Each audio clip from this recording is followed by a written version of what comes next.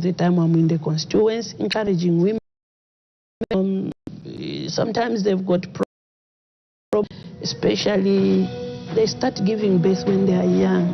She says she has settled very well.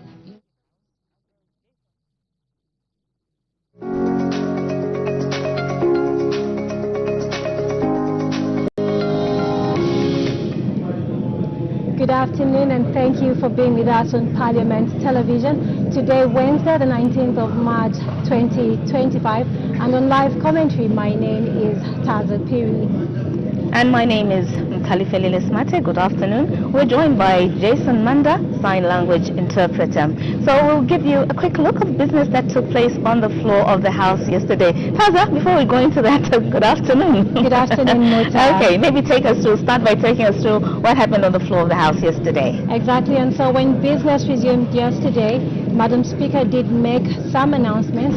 In the first announcement, Madam Speaker recognized the presence in the public gallery of pupils and teachers from First Rate International Academic Center. She also recognized Munali Adventist School pupils and teachers from Lusaka District. Madam Speaker, on behalf of the National Assembly of Zambia, welcome to the National Assembly. And in the other announcement, Madam Speaker recognized the presence in the public gallery of students from Mulungushi Economics Association in Kapirimposhi District. Madam Speaker, on behalf of the National Assembly of Zambia, warmly welcomed the visitors to the National Assembly. Okay, and then thereafter there was yet another announcement. This time around, Madam Speaker invited the House that on 4th March 2024, when debate on the motion of thanks to the President's address commenced, the House was informed that the backbenchers would debate the motion of thanks for 7 days, while the executive would respond in the last 3 days. In that regard, Madam Speaker reminded the House that the debate for the backbenchers would end at close of business. That was yesterday, 18th March 2025, and from today, 19th March 2025, the executive would respond. Madam Speaker further not leave the responses and informed the House that she would use her discretion as presiding officer to call upon backbenchers to debate if opportunity arose. And thereafter, the House went on to consider urgent matters without notice, and the following urgent matters without notice, understanding Order 142, were raised. The first matter, which came from Mr. Benwa Umpundu, Kenya Member of Parliament, was on the subject matter on the increasing fuel prices, and this matter was inadmissible. The second one was raised by Mr. Mukelo, and his subject matter was on the government's preparedness in purchasing the expected bumper harvest. This matter was equally inadmissible. And the third matter was raised by Mr. Yota Mutayachalo, and his subject matter was on the delayed payments of the social cash transfer to beneficiaries. This matter was equally inadmissible. So thereafter, there were two ministerial statements that were presented on the floor of the House. The first statement was presented by the Minister of Mines and Minerals Development. It was on the statistics on government financial support to small-scale miners issued with mining licenses. This was following a directive by Madam Speaker while responding to question 239 during Questions for All Answers segment on Tuesday, 25th February 2025. The Minister, in his statement, briefed the House on the measures the government was taking to support the subsector. And thereafter, the Minister of Finance and National Planning made a statement on the performance of the economy as of 31st January 2025 and briefed the House on the achievements and challenges in the various sectors of the economy. The Minister further briefed the House on the strides the government was making in restructuring the country's debt. Okay, and then after that there was consideration of questions for oral answer, and yesterday the questions that were considered were questions 259 to 262. You will recall, for those who were watching Parliament TV, that question 262 lapsed. This is due to the fact that the member was not in the House at the point he should have paused the question. Then after that, the House then moved on to consider to continue considering the motion of thanks, the President's address, a motion of 4th March 2025, moved by Kanchibi, a Member of Parliament, Mr. Sande Chanda, that the thanks of this Assembly be recorded for the exposition of public policy contained the President's address. And debate having rose, the second Deputy Speaker did name some members in accordance with Orders 21 of the National Assembly Standing Orders 2024. The named members were Mr. L. Simumba, Member of Parliament for Nakonde, and Mr. F. Kapianga, Member of Parliament for Pika, for gross disorderly conduct. Business was suspended from 1743 to 1756. And when business was put, that Mr. L. Simumba, MP, and Mr. Frank Kapianga suspended from the service of the National for a period of 7 sitting days, effective Wednesday, 19th March 2025. A division was called for and the House voted. Those that were in favor were 15 and those that were against were 18. And thereafter, the motion of thanks did resume, and we did see some members of Parliament debate the motion, as well as the Minister did debate to this motion. The House did accordingly at 18:47 hours. And just order paper, Muta. Okay, so today, of course, 19th March 2025, we expect business to commence at 14:30 hours. On the order paper, which is basically the agenda of business that is supposed to be conducted on the floor of the House, we have some ministerial statements, of course, urgent matters with notice, presentation of government bills. So the first ministerial statement that will be presented by the Minister of Home Affairs and Internal Security. His statement is on the violence that occurred on the Copperbelt province during Youth Day celebration on Wednesday, 12th March 2025. And the second ministerial statement that we expect to be presented will be by the Minister of Development. This will be on the public-private partnership PPP projects, infrastructure development in the country. Okay, and then after that we expect a presentation of government bills. So we have a number of bills coming up for presentation this afternoon. The first one being the National Road Fund Amendment Bill. And this is the National Assembly Bill number 2 of 2025. The object of this bill basically is to amend the National Road Fund Act. So this bill will be presented by the Minister of Finance and National Planning. And the second bill will yet be presented by the Minister of Finance and National Planning, and this is the Building Societies Amendment Bill, National Assembly Bill number 3 of 2025, a bill seeking to amend the Building Societies Act. Then the Minister of Fisheries and Livestock will come in to present yet another bill. This is the Animal Health Amendment Bill, a bill which seeks to amend the Animal Health Act 2010. It's National Assembly Bill number 4 of 2025. Indeed, Muta, and thereafter we do expect the House to consider 2 questions for oral answer, understanding the ordinary questions, and question 263 is expected to be Sim Zingili, who is Gwembe Member of Parliament, and his question will be directed to the Minister of Home Affairs and Internal Security. He wants to know whether the government has any plans to construct a police station in Munyuembe area in Igwembe district. If so, when the plans will be implemented, what the estimated cost of the project is, whether the land for the project has been secured, and if so, where the land is located. And then the second and last question to be considered this afternoon will be posed by Chadiza Member of Parliament, Mr. Daka, who wants to find out from the Minister of Education why the district are released late. He also wants to know what measures are being taken to ensure that the grants are released on time. And lastly, he wants to know when the government will increase grants to schools which are underfunded. So those are the 2 questions for oral answer we expect the House to consider today. But business is expected to go on. Taza? Yes, Muta, we do expect the Plant Health Bill, National Assembly Bill number 20 of 2024, to come up at committee stage.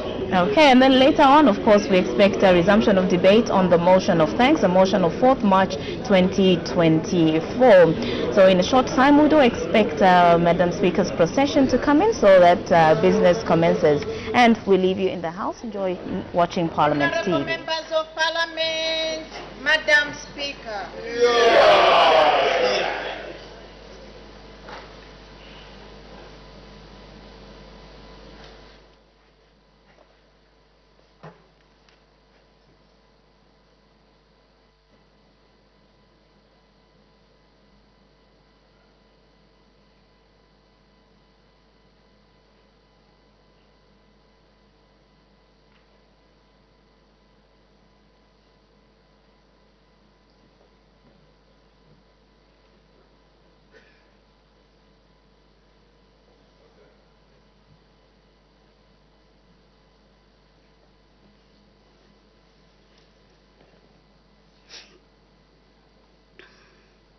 Tendency of Zambia, proud and free, land of wit and joy, unity. Go for our right, we want freedom's fight, oh, one, strong and free. Africa is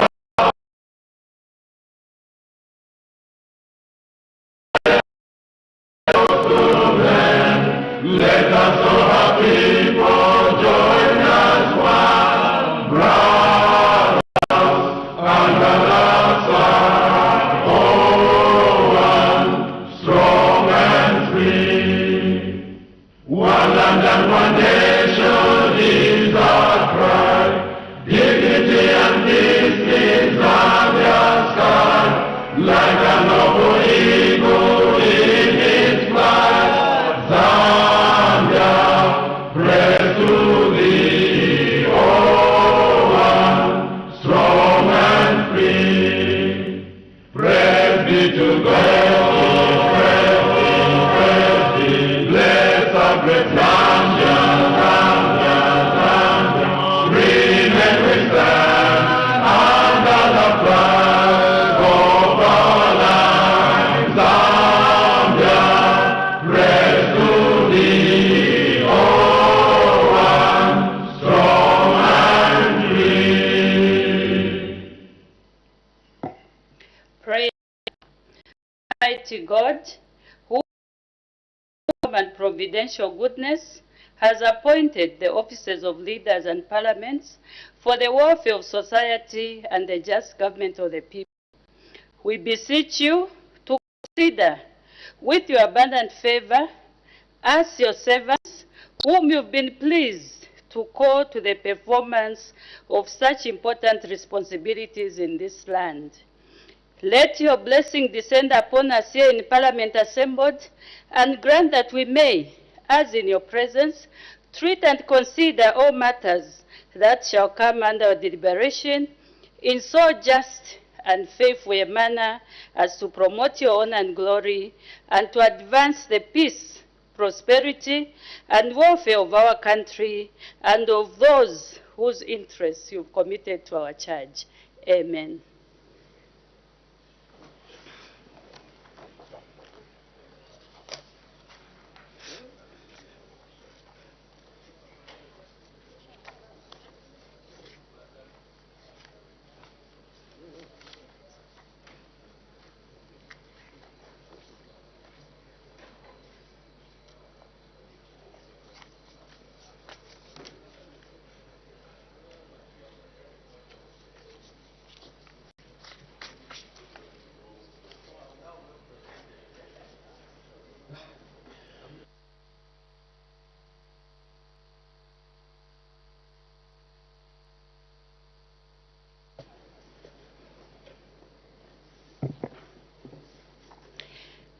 I have some announcements to make.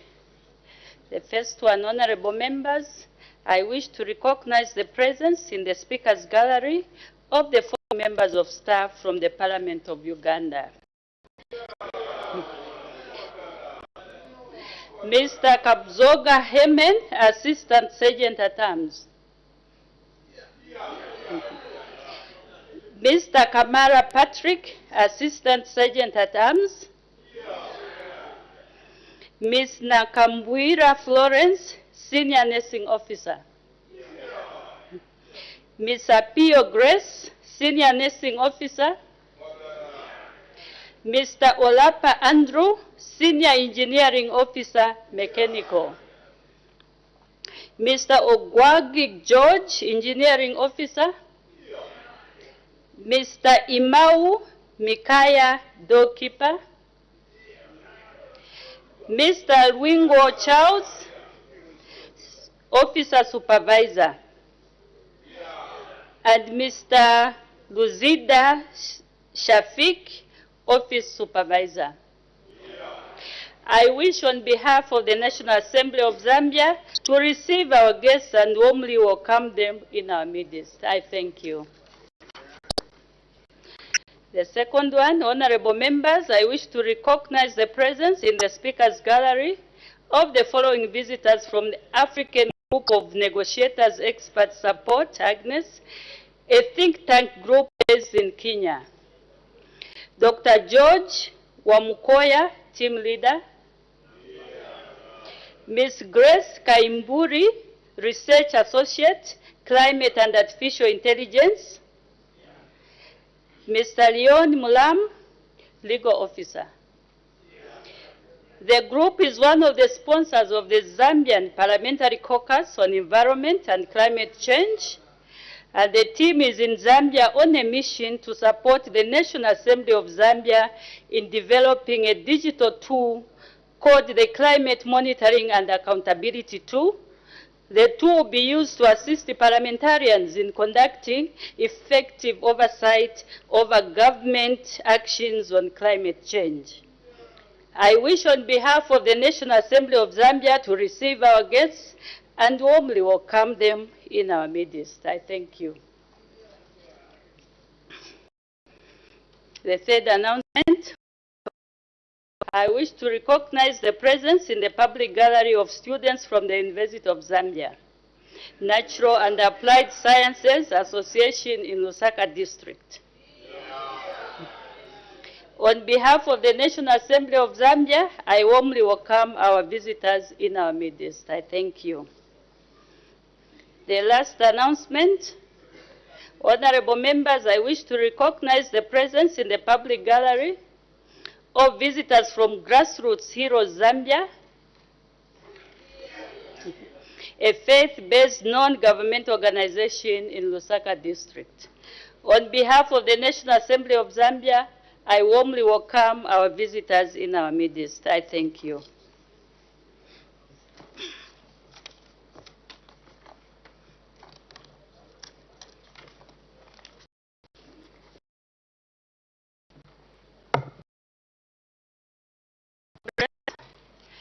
Urgent matters without notice.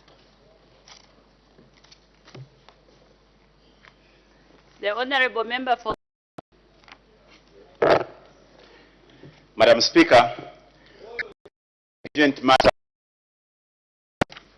is directed to our Honor Vice President, who is leader of government business.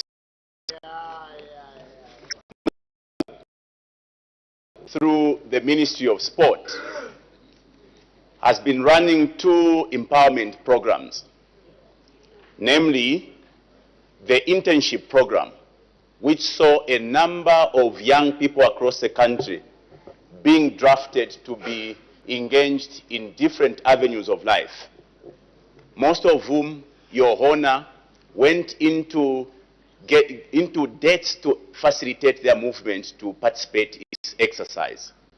Today, Your Honor, you are these young people have stayed months and months and have not been paid for the services they rendered in these respective avenues.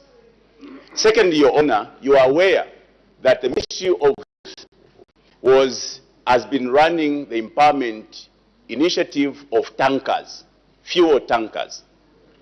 And for almost 2 years, some of these young people groupings have not been paid And we are aware that some officials in the ministries have been receiving payments on behalf of the young people empowerment initiative. Madam Speaker, is our Honor the Vice President in order not to come here and assure the young people of Zambia that those two initiatives were not simply an avenue to siphon money from government by unscrupulous officials in the ministry? Is our Honor the Vice President not in order, or in order rather, not to come and assure these young people that government is not vapor them, but they will pay it? Speaker, I see. Thank you. The honorable member, when you are raising such matters, you are supposed to be specific. Don't bring in two or three matters. However, this is an odd matter, and you even mentioned it has been going on for, is it over 2 years? When we look at the criteria or the qualification for urgent matters without notice, it is something that is supposed to be raised within 24 hours of its occurrence. So this is an odd matter. Can you please find another avenue? The honorable member for Mwandi. Thank you so very much, Madam Speaker, for allowing me to raise on a matter of urgent importance. Madam Speaker, my matter was going to be raised to the Minister of Water and Sanitation. In his absence, I'm going to her Honor, who's the leader of government business in the House. Madam Speaker, the Western Water and Storage Company are pumping water right now directly from the river straight into the houses, the residents of Mwandi, without it being treated. It's being pumped directly. The plant that we have right now is not working. Therefore, they've resolved to pumping water directly into the residents. That water is not being treated. So I'm raising this matter because I'm very, very concerned. This can lead into an outbreak.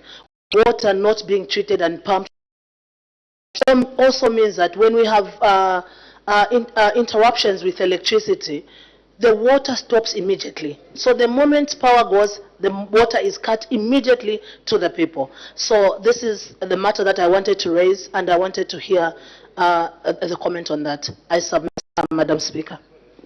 Thank you, honorable member. Since you've even mentioned the issue of power cuts, which started a long time, this is it's an important matter, but it does not qualify under urgent matter without notice. I would advise the honorable member for Mwandi maybe to come up with an urgent question so that the matter can be attended by the relevant minister. But please, can you also continue interacting with the relevant minister? Thank you. The honorable member for Ron. Madam Speaker, I want to sincerely thank you for the opportunity. And the urgent matter without notice that I wish to raise is directed at my elder brother, the Minister of Local Government and Rural Development. Madam Speaker, of late up to today, the social media platform and other news information has been awash with what I would call a report, an audit report from the Auditor General's report, which is actually stating how CDF funds were used by various constituencies in 2023. Madam Speaker, I'll quote what they are saying. They are saying 2023 utilization of CDF funds on community projects, rating of all constituencies. They have rated all the constituencies, Madam Speaker, based on the formula that I would not say. But the area of concern, Madam Speaker, is where they have mentioned constituencies such as Kabwata, Dondumwezi, Chifugu, Chilanga, Kapilimponshi, Kembe, Luansha Central, Lunte, Lusaka Central, Mukush North, Mpongwe, Mwandi, Ron, Senanga, and Sesheke, where they are saying that all these constituencies are at zero expenditure on CDF projects on 2023. Madam Speaker, in my constituency, I spent accordingly all the monies on the projects on 2023.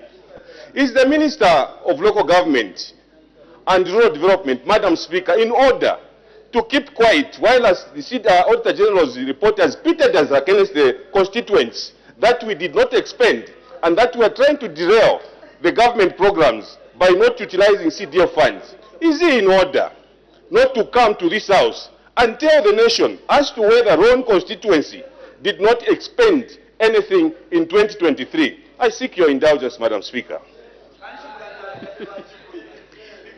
Thank you. The Honorable Member for Ron, it's very difficult to verify information from the social media. Do you have that report so that we can lay it on the table? Madam Speaker, I can lay it on the table. Do you, the report, do we? I already phone on the table, Madam Speaker.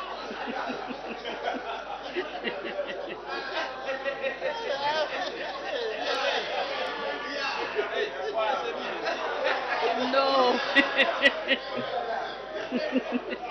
Honorable Member, you can please take your phone. That does not qualify to be a report. It has to be authentic. So, Honorable Member, I'm afraid your matter is not admissible due to lack of evidence. We make progress.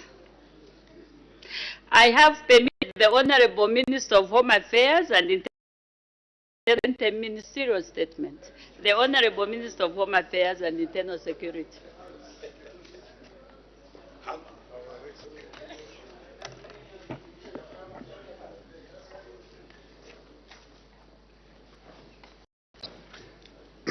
Madam Speaker, let me thank you for giving me the opportunity to make a ministerial statement on an urgent matter without notice raised by Honorable Chinga Miutu, Member of Parliament for Kalabo Central Constituency, and Honorable Bino Mpundu, for Nkana constituency, regarding violence that occurred during the Youth Day celebrations in Kitwe. Madam Speaker, on 12th March 2025, Kitwe District joined the rest of the country in celebrating Youth Day. The celebrations involved youths from different backgrounds, including political parties, higher learning institutions, schools, non-government organizations, and corporate entities. The marching procession was scheduled to commence from the Kitwe Teaching Hospital roundabout to Kitwe Playing Fields ground. While waiting for the procession to begin, youths wearing Patriotic Front regalia allegedly began singing provocative songs, which apparently incensed youths who appeared to be UPND members. This resulted in a confrontation between the youths from the two. This resulted in a confrontation between the youths from the two groups. The Zambia Police Service quickly intervened and managed to de-escalate the situation. Madam Speaker, after the confrontation was pacified, the marching proceeded to the Kitwe Playing Fields as planned. Later, when the participants started entering the venue, some unruly youths took control of the gate, which was being manned by Zambia police officers. The youths forcefully attempted to start regulating entry, thereby preventing other groups from accessing the venue. Due to the aggressive behavior displayed by the disorderly youths, police were compelled to use force to disperse them. Madam Speaker, a while later, the group of youth that was dispersed regrouped outside the venue and returned to attack a police officer who was operating at the officer was struck with an iron bar and was rescued by other officers who swiftly came to his aid. Upon seeing additional officers arriving, the unruly youths fled in different directions. The assaulted officer reported the matter to Riverside Police Station, where a medical report was issued, and a docket of assault on a police officer was opened. Investigations to bring the perpetrators to justice are ongoing. No arrests have been made so far.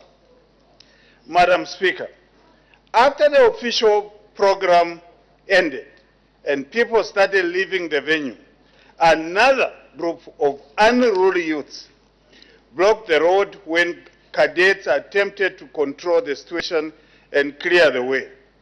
The group attacked them using iron bars, injuring 3 cadets. Police officers swiftly intervened and controlled the situation. The injured cadets later reported cases of assault at Riverside Police Station. Were opened and investigations are ongoing. No arrests have been made. Madam Speaker, the government's stance on violence and misconduct is clear. It will not tolerate any attempts to tarnish the image of the New Dawn administration, especially during national events. The recent Youth Day celebration in Kitwe were marred by violent incidents, which the government has condemned in the strongest terms. To address this issue, the government is actively investigating the matter to ensure that those responsible, regardless of political affiliation, are accountable for their actions. Additionally, the government is encouraging victims of violence and the general public to report any cases of violence to law enforcement officers. This collaborative approach is essential in maintaining law and order and ensuring citizens are safe and protected. Madam Speaker, the perpetrators of violence that occurred in Kitwe had no genuine cause. They did not mean well for good governance and democracy. They aimed at instilling fear in the masses for their ill-intended motives. Such actions stand in stark contrast to the morals and values that we have chosen to uphold as a nation. Madam Speaker, to prevent such occurrences in the near future, the Zambia Police Service is implementing measures including the following: deploying more police officers in areas where national events are being celebrated. 2, enhancing cooperation and understanding among the members of the public, leaders of political parties, as well as their party cadres. 3, conducting sensitizations to strengthen youth resistance to manipulation and violence and to promote peaceful participation in national events. 4, reaching out to citizens using traditional media to broadcast peace education messages through public service announcements, drama, and talk programs. Enhancing crowd control management during national events. 6, on the importance of unity regardless of political, religious, and ethnic grouping to avoid loss of life and damage to property. Sensitizing the general public on the importance of upholding law and order. And 8, enhancing intelligence gathering. Madam Speaker, let me issue a stern warning to those perpetuating violence, particularly political party cadres. You are not above the law. Violence will not be tolerated, regardless of political party affiliation. Perpetrators will face the consequences of their actions individually. Through this, I understand that the new Dawn administration is committed to upholding the rule of law, will effectively manage the nation, ensuring that citizens are protected and that justice is. As a nation, we must reject violence in all its forms and instead embrace the principles of love, empathy, and understanding. By doing so, we can build a more just, peaceful, and harmonious society for all Zambians. Madam Speaker, I thank you. Thank you. Honorable members are now free to ask questions on points of clarification on the ministerial statement presented by the Honorable Minister of Home Affairs and Internal Security. The Honorable Member for Wasenshi. Thank you so much, Madam Speaker, and Honorable Minister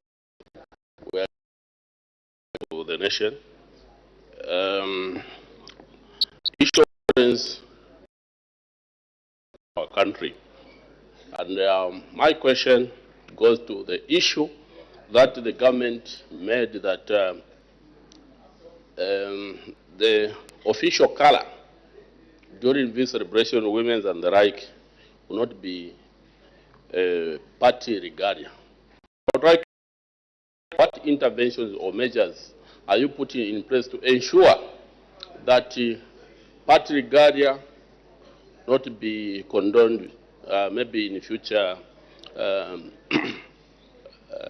events?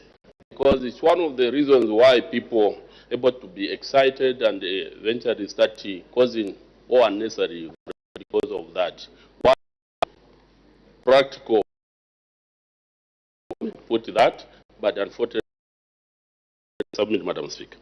The Honorable Minister of Home Affairs and Internal Security. Thank you, Madam Speaker. Madam Speaker, I take note of the submissions and the questions raised. I just want to respond by stating that that particular issue of banning party regalia is outside my jurisdiction. I will refer the matter to the relevant authorities to make a determination. The Honorable Member for Lundazi. Thank you, Madam Speaker, for giving a chance to the people. A question to the Honorable Minister of Home Affairs. Honorable Minister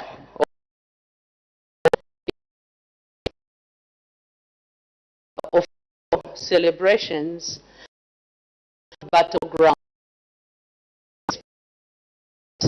These celebrations were not only marred with violence only in Kitwe. It was like country, even in Lundazi. You can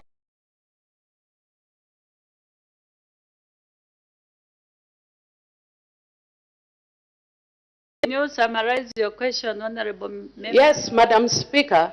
The question which I have for you, Honorable Minister, is it by instruction from the UPND government that when you are outnumbered, you must start fighting your friend?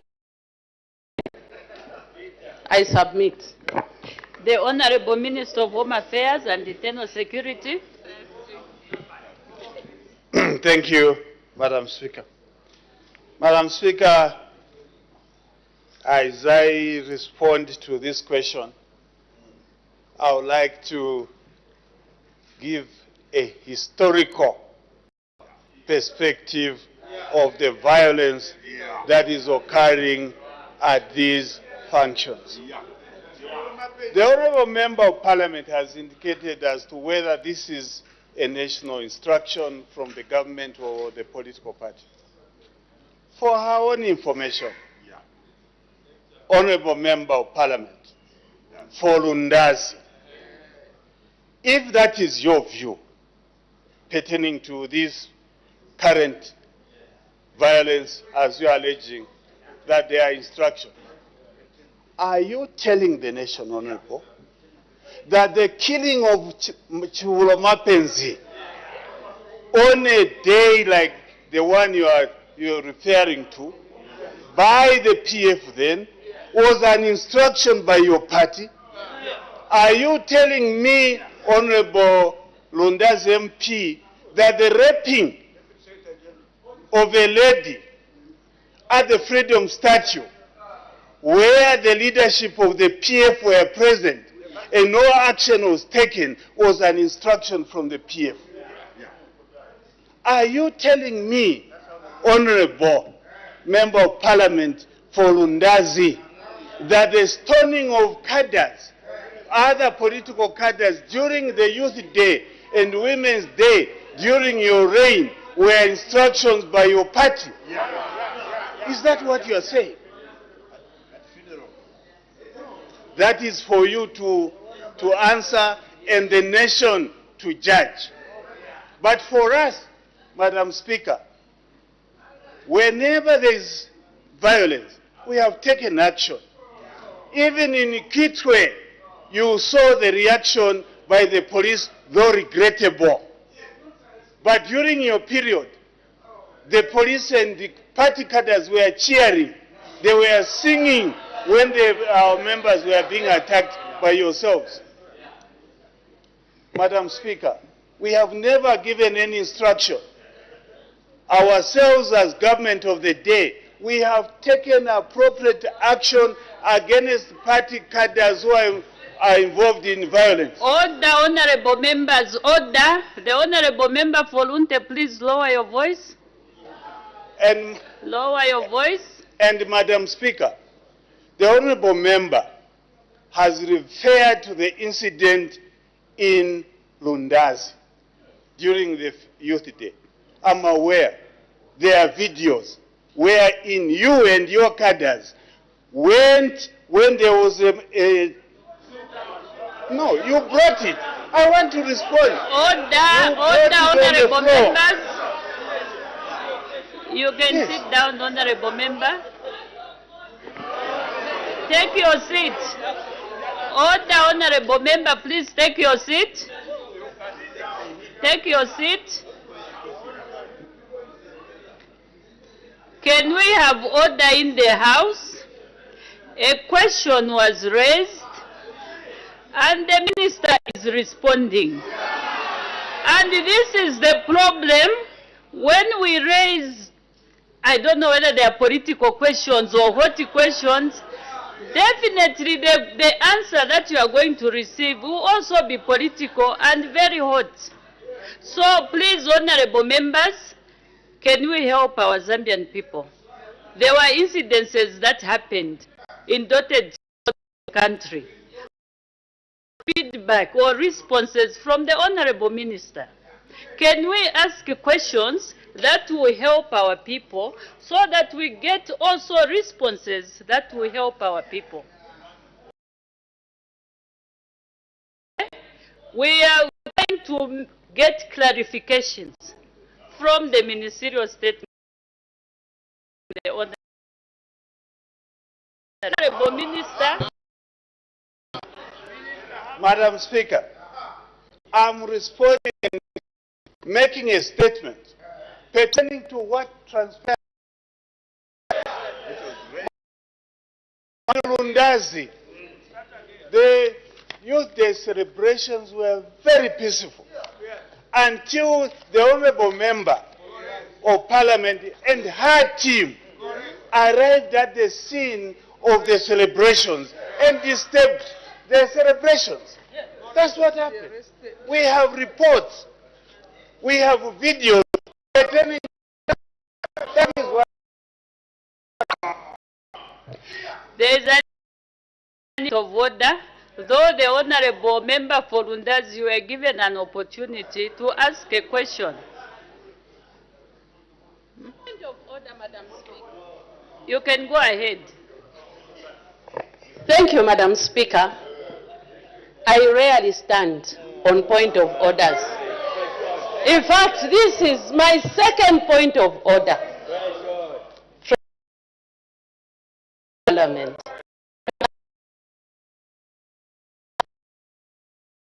Quietly, and 71 does not allow this minister to debate me, who is a member of parliament in this house. I have been there.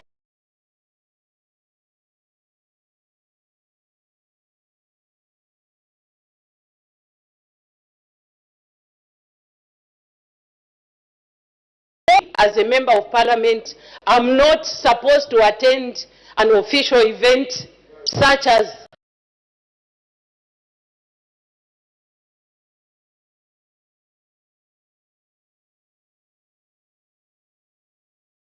numbered.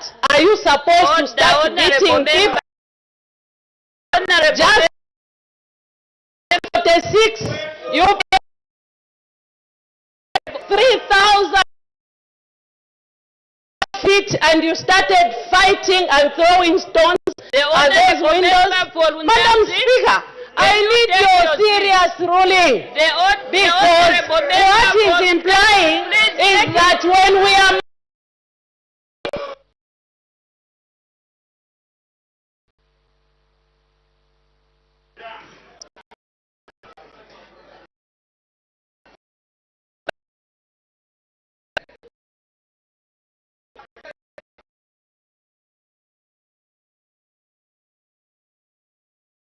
Volunteers, I think now you are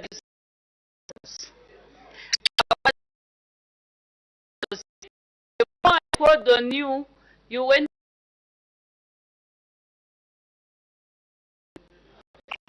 and you did it deliberate.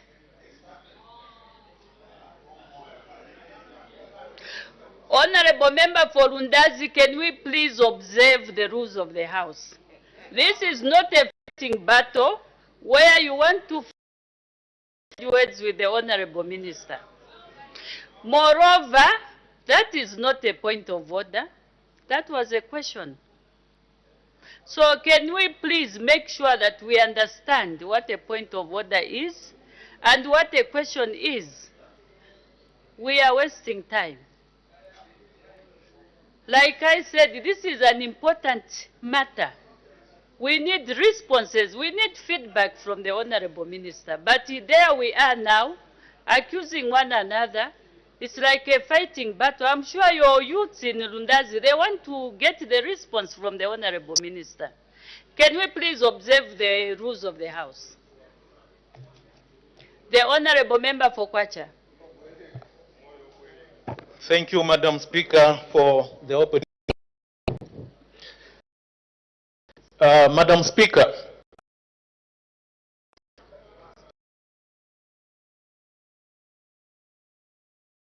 empty. Madam Speaker, you may take your seat. Please take the Honorable Member. The Honorable Member for Lunte, take your seat.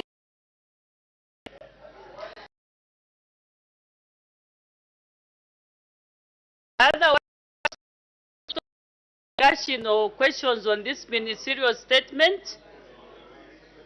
The Honorable Member for Kwacha, please don't take over my role. You don't have the powers to instruct your colleague to sit down. You just indicate you.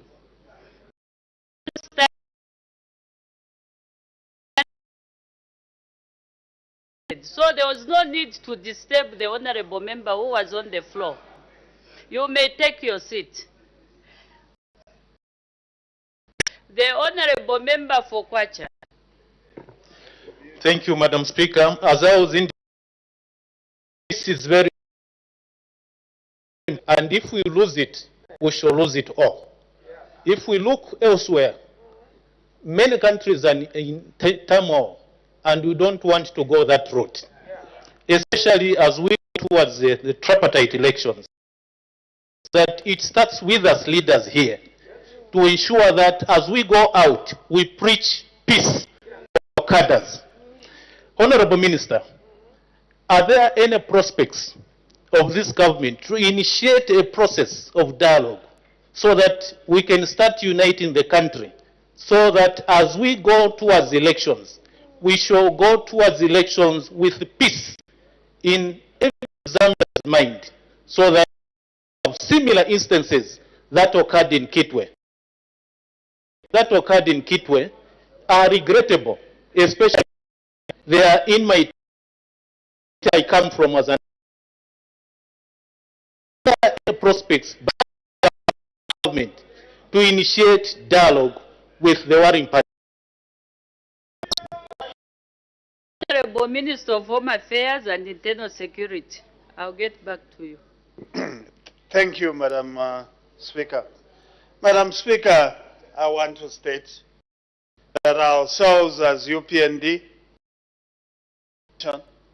and in government has been available issue that requires dialogue. I do recall, Madam Speaker, that when we were in opposition, we were calling for dialogue. Even other leaders came in the country with a view to intercede and ensure that there was dialogue.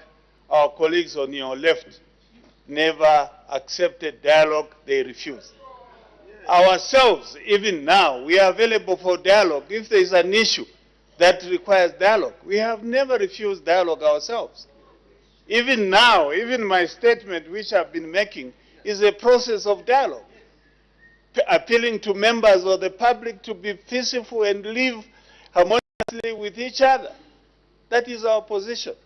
And Madam Speaker, with your permission, I would like to sincerely urge the government to appreciate and thank the people of Zambia to the machinations of other individuals who wanted to and bring anarchy in the country. Fortunately, the people of Zambia have not acceded. The people of Zambia are peaceful. They want us to live harmoniously with each other the way we have always been living as Zambians.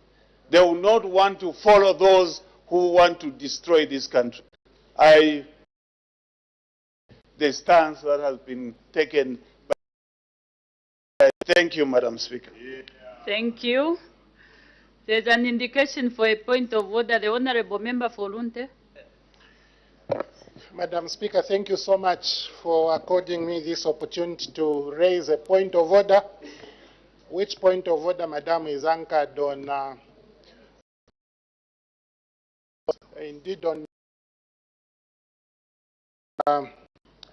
we know that when there is a major policy shift by government to this, like the Minister of Home Affairs is doing right now, to tender information to the public. And members have an opportunity to interrogate that policy shift, Madam Speaker.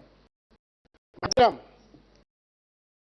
as I am speaking, universities, colleges, schools in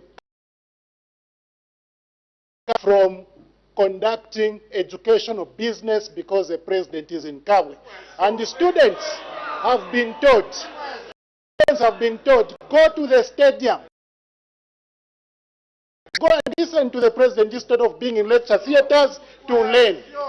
Madam Speaker, when the UPND changed the policy, this educational policy, to ensure that the students go to receive the president, why didn't this Minister of Education come to this house to inform us, Madam, so that we can have a say on this matter? Is he in order? Is he in order to be cheering on the Minister of Home Affairs who's doing the right thing, and just sit there without informing us why the Minister of Education now is stopping children from learning because the president is visiting Kabwe? Is he in order, Madam? I seek your serious order. The Honorable Member for Lunte, I've never heard I've never come across a point of precedence. What we have in this House is the point of order, and the point of order looks at the breaches that are occurring in the House. The matter that you are talking about is not affecting the procedure in the House. It's not admissible. Your point of order or point of procedure, whatever you call it, is not admissible. The Honourable Member for Chama South.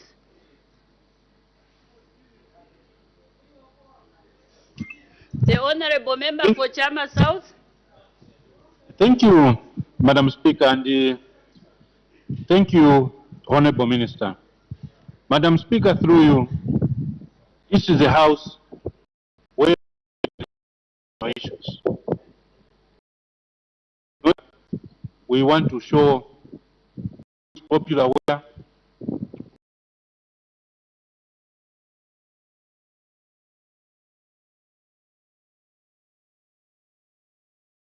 where we should be discussing national matters. Minister, you've indicated they are on their own. So the state that the president. We can't see the Honourable Member asking the question. I hope now I'm visible, Madam Speaker. Honourable Members, order. Madam Speaker, am I visible now? The Honourable Member for Chirubi, can you please leave the House?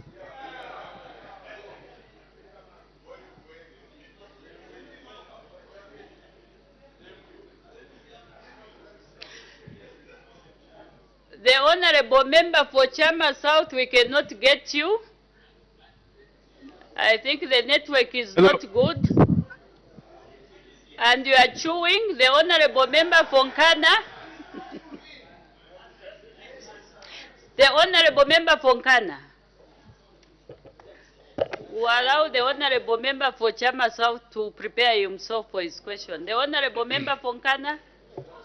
Thank you, Madam Speaker. Honourable Minister of Home Affairs, I'm glad you have intimated that you are prepared or ready to dialogue over issues of violence. And I wish to remind you that political will to end violence and not lip service. Your men in uniform, the police, are critical in ending or stopping violence. Honourable Minister, only took the police, one of them, the UPND cadres. And some of us who were present have volunteered information to the police as to who caused the violence. It is now 1 week, and in your statement, there's not a single arrest. How then, Honourable Minister, do we think that we are going to fight violence if the police will sit on information of who the perpetrators of violence and not arrest them? Madam Speaker, that's my question. The Honourable Minister of Home Affairs and Internal Security. Thank you, Madam Speaker. First and foremost, Madam Speaker, I did not say that the UPND cadres attacked the police. Order. Madam Speaker, my statement was very clear. I stated that the police were attacked by unruly party cadres. I did not mention UPND in my statement. That is not part of my statement. If Honorable Mpundu has evidence that it's the UPND cadres and he has specific names, police station report, let him also that him up. But to make, allegations on the floor of this House without any evidence is not correct. appeal to my colleague.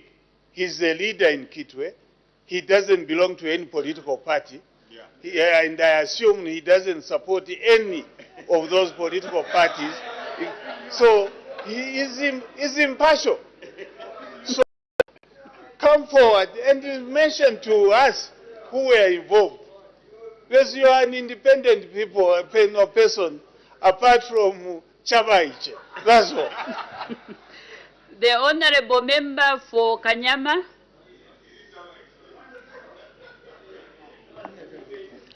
Thank you so much, Madam Speaker, and thank you, Minister, for that statement.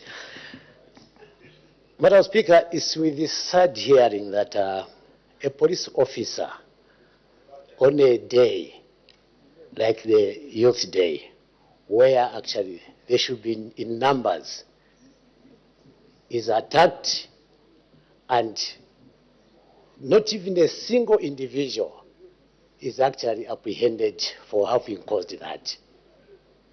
Very, very sad. Looking at what has happened, my question is, if a police officer can be attacked in plain view of his fellow officers, how safe is an independent person like myself and any other common person in this country? I submit. The Honorable Minister of Home Affairs and Internal Security. Thank you. Thank you, Madam Speaker, and thank you, Honorable Member of Parliament for Kanyama. Madam Speaker, I would like to state without fear of any contradiction that the professionalism in the Zambia Police Service has greatly improved from the time we took over office.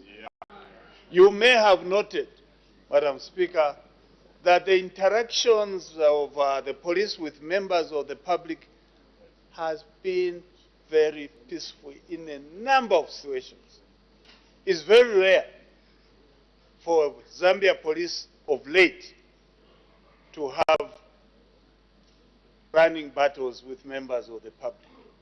Even when they are provoked by members of the public, they have been restraining themselves in most of the situations. And I would like to assure the nation that let's continue collaborating with the Zambia Police Service. The Zambia Police Service is there for the people. We need the support of members of the public as we do policing in the country.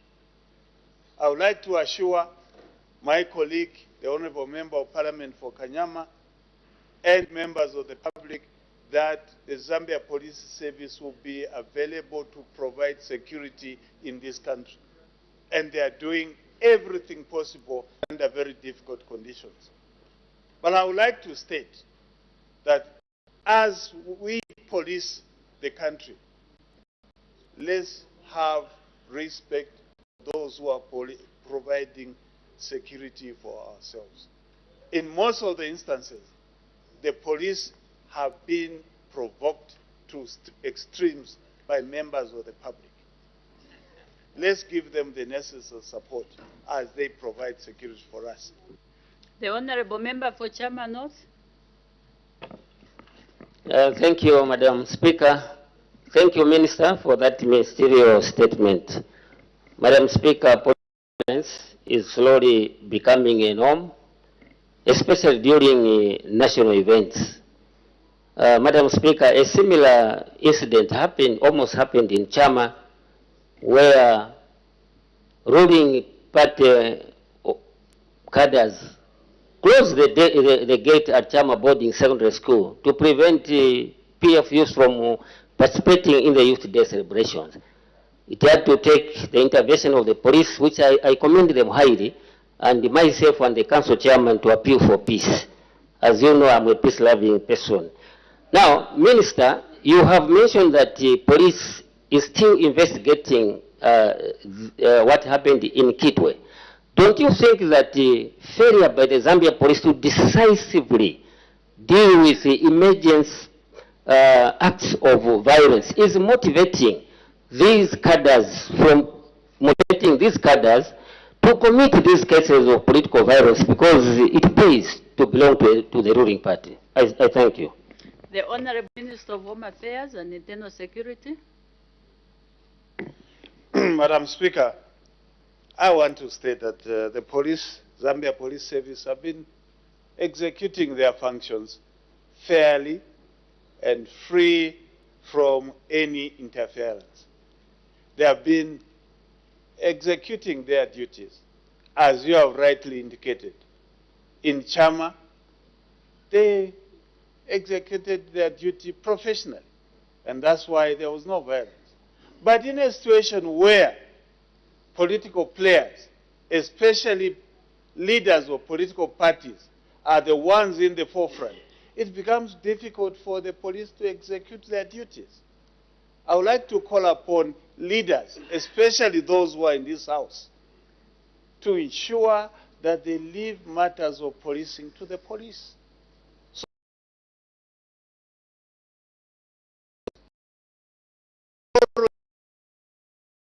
They are fair in of their duties. Even in Kitwe, where there was violence,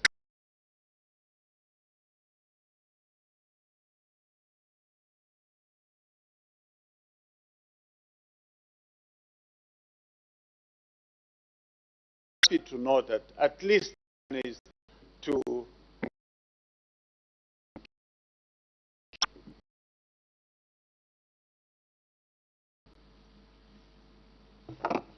Thank you, Madam Speaker, for asking a follow-up question.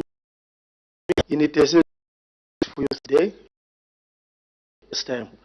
Now, Minister, just like in other districts, there were people who were shocked to learn that all the political parties were marching. And they were shocked that this was happening for the first time, unlike what was happening in the past. What message do you have to the people who were shocked that political parties for the first time, they are coexisting? The president even waved at the PF members in Mongo. Meanwhile, our party cadres were even to the amount of coexistence. What message do you have for them, Minister? Thank you. The Honorable Minister of Home Affairs and Internal Security. Thank you, Madam Speaker. My message to those who were shocked, Madam Speaker, is that they should learn and appreciate and accept that the government has changed, that they are no longer in power, and they will not be in power. Come 2026, they will still remain in opposition. So they should continue to be shocked. If they continue being shocked, they will become bitter like others, whom we have seen that whenever they stand, they exhibit traits of bitterness. And the Bible tells us that if you are bitter, you stop reasoning. So you can't continuously being bitter. Thank you, Madam Speaker. The Honorable Member for Mandevu. Thank you, Madam Speaker, for the opportunity. Honorable Minister of Home Affairs and Internal Security, a question. The excess of violence must be condemned by all well-meaning Zambians. Madam Speaker, it's very unfortunate that our youths are sometimes used as tools of violence when they are the hope of our country. Youths today are supposed to be national leaders, just like we have youths in the House like Honorable Sipolazo, Honorable Twambo. You get when our youths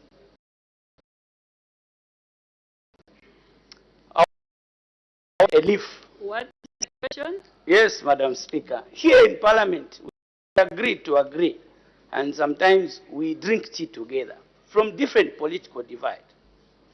But our youths want to harm each other, panga each other, and when they are caught, Honorable Minister, you have had to avert fights by our youths. From the What is your question? when are we going to see the executive initiate or implement the measures that you have just highlighted, such as political dialogue? You're in charge. It's you to initiate sensitization of the youths against violence. When are we going to see those good measures that you highlighted being implemented? I submit, Madam Speaker. The Honorable Minister of Home Affairs and Internal Security. Thank you, Madam Speaker. Madam Speaker, I want to state that we, as the new Dawn government, are very accommodating.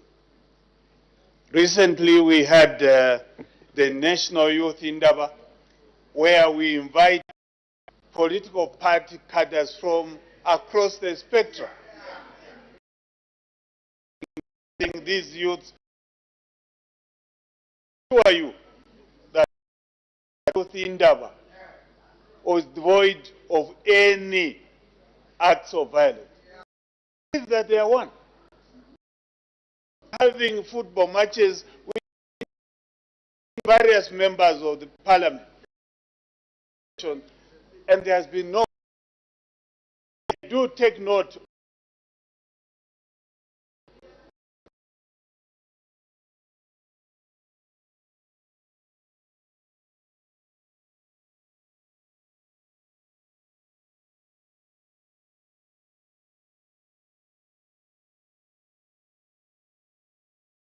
Yes, they believe that they are one. Individual to show as one. They believe in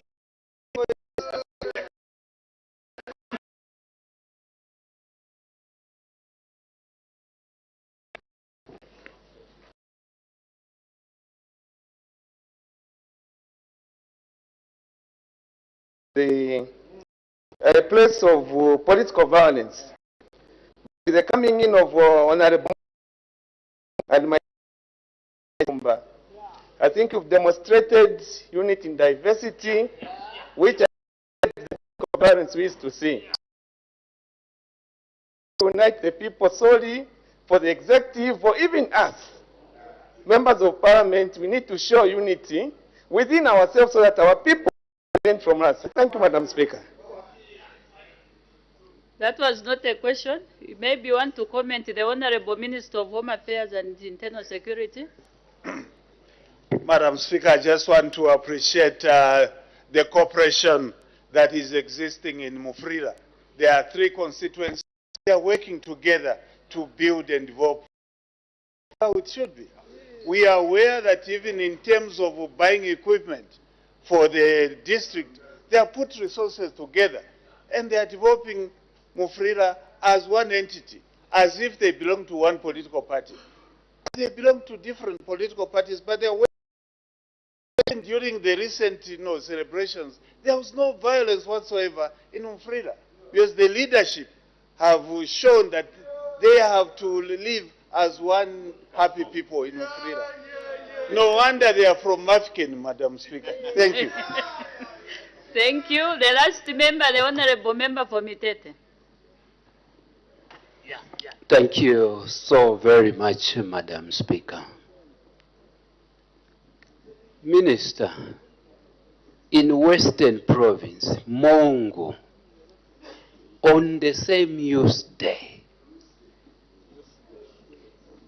as we say it in Lozi, it was all that peaceful. All the political parties. Madam Speaker, is the Minister of Home Affairs and Internal Security aware that bad habits die hard? Are you aware? As you can see, are you aware? Are you putting on lenses that it could be the plan B? Madam Speaker, I thank you. Is the minister saying that? The Honorable Minister of Home Affairs and Internal Security.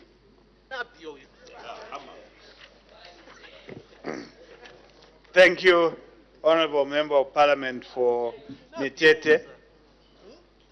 I'm aware of certain reports and allegations that were in Kitwe. Some of the youths that caused violence in Kitwe were given regalia by the opposition to cause violence in Kitwe. I do not want that that is plan B. I do not want to rule it out. And we are alive to the situation. We ensure that we do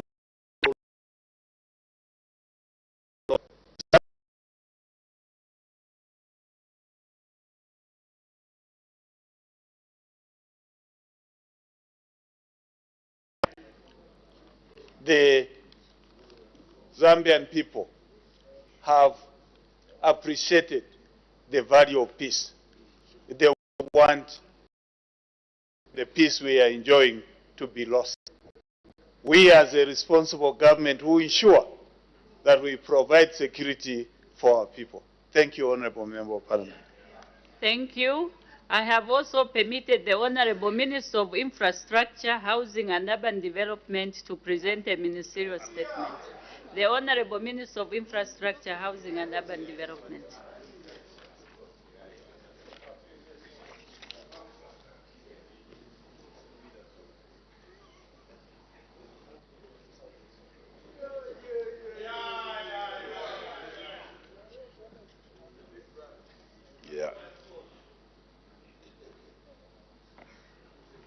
Madam Speaker, I wish to thank you for the opportunity to present a ministerial statement to the House on the implementation of public-private partnership projects.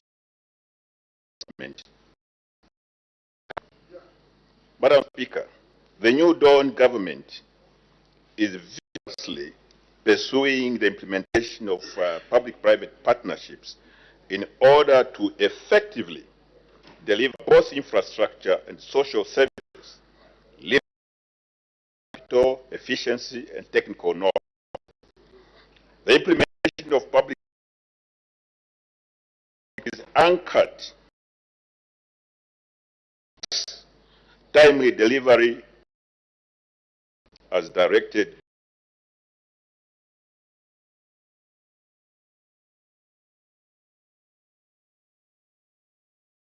important to highlight the circumstances that are meant to pursue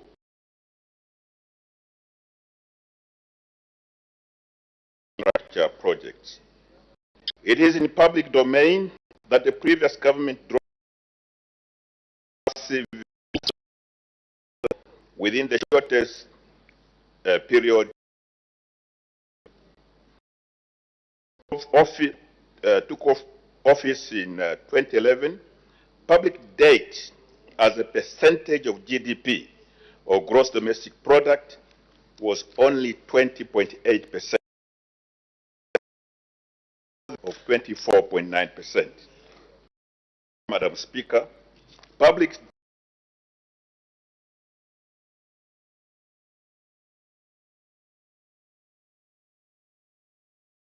0.8% in 2011 to 61.8% in 2016. Debt was further increased to 100%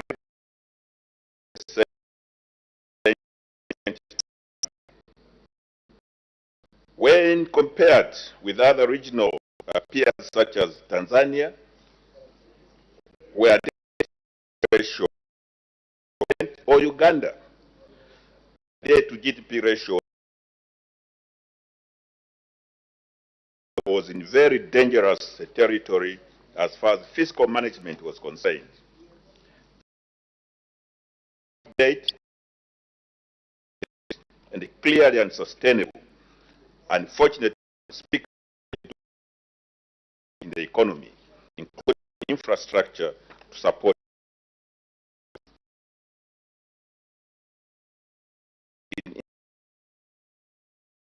this government, the new Dawn, massive integrate and restore what there was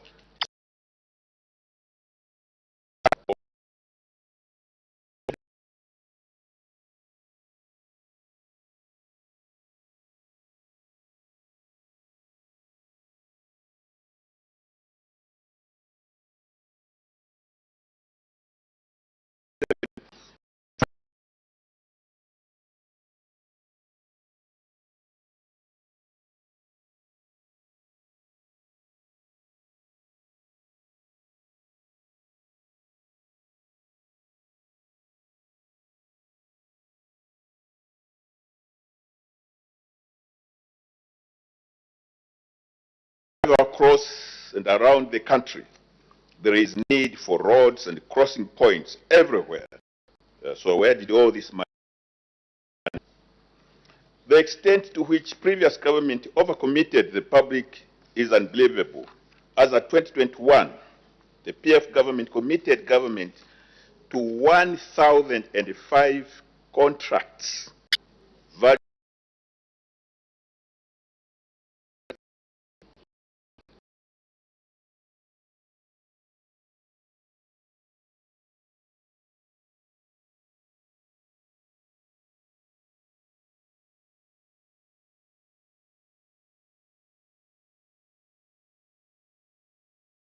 management at the current.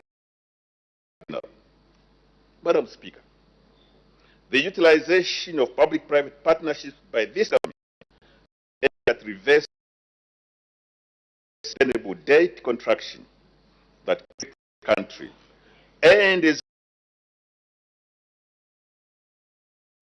our people today.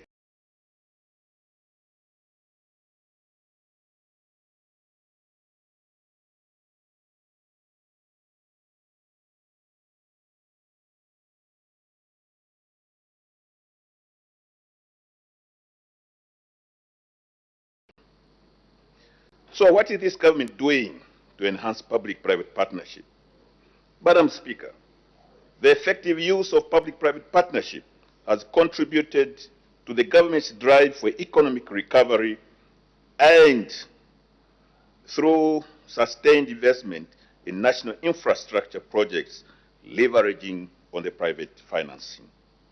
The New Dawn government is unlocking private sector participation and investment in the country's infrastructure development agenda due to constrained fiscal position resulting from the huge debt burden inherited from the previous administration. To support this important policy, Madam Speaker, the New Dawn government has enhanced the legal framework governing the implementation of public-private partnerships through the enactment of the Public-Private Partnership Act number 18 of 2023. The new legal framework has raised the profile of the office responsible for coordinating the implementation of public-private partnership projects, enhanced efficiency in the identification and the procurement of projects. Signed Council and meeting to enhance efficiency and effectiveness. Madam Speaker, the new legal framework has provided clear definition of interested private sector players as they develop project proposals for consideration of government. It has also enhanced the ability of public institutions to identify and develop proposals for joint implementation with the private sector. These reforms and others by the New Dawn government has grown investor confidence in the Zambian economy and contributed to increased interest and numbers of unsolicited proposals from the private sector for public-private partnership projects. This interest, Madam Speaker, from both local and foreign private sector players including financial institutions, is welcome. So what are some of the immediate benefits of PPP projects? In just 3 years, Madam Speaker, from 22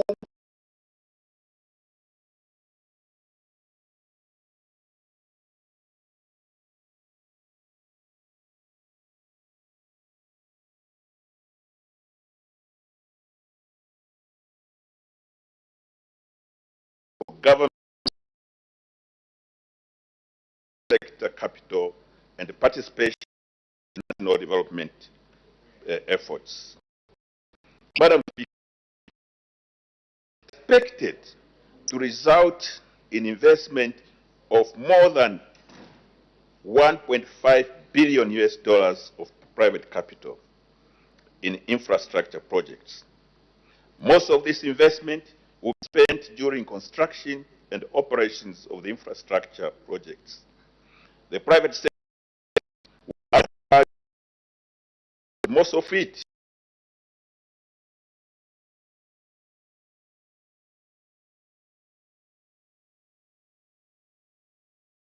projects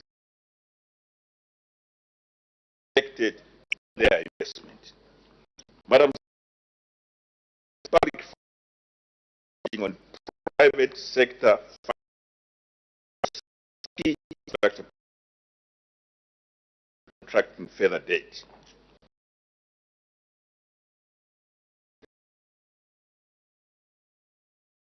Private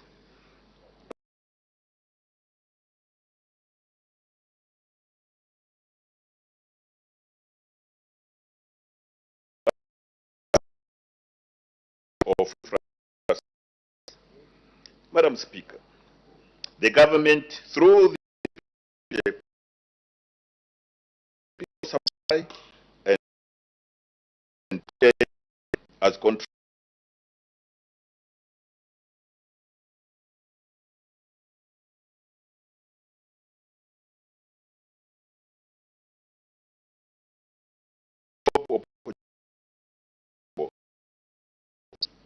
and women. So what are some of the key PPP projects being implemented? Madam Speaker, allow me to update the House and the nation on the status of some of the key PPP projects being implemented by government. Madam Speaker, the Lusaka Dual Carriageway Road project remains one of the major projects recorded under the new Dawn administration by implementing it using the PPP route. The government has saved Zambia in excess of $1.85 billion in what would have interest plus operational costs had the previous administration succeeded in implementing the project using contractor-facilitated initiative. Madam Speaker,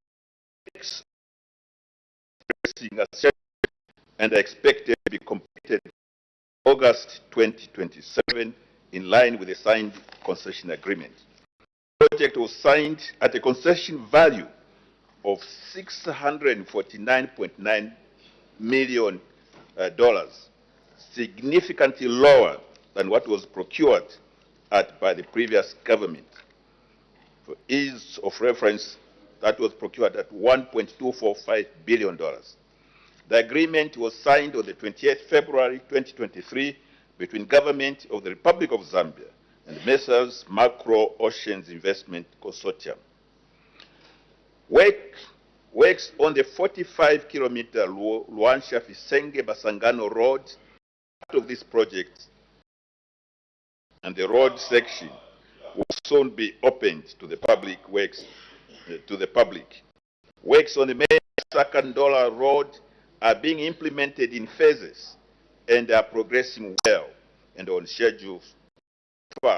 243 kilometers and grabbing 187 kilometers of bed and 156 kilometers of selected 182 kilometers of cement stabilized soil has been achieved. Madam Speaker, the House may wish to recall that before these works were embarked upon, the road was in a terrible state. thereby significantly increasing the traffic from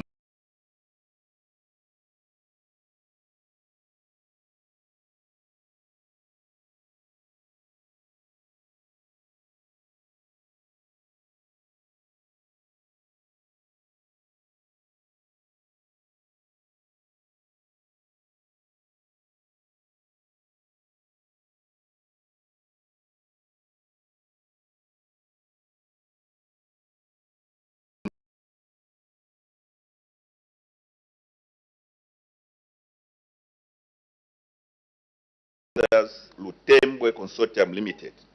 The concession 9.8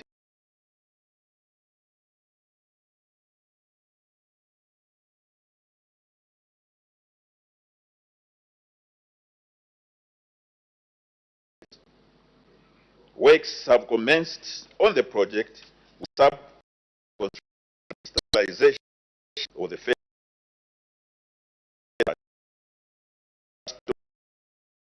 asphalt concrete surfacing achieved. Works that are expected to be completed in 2027.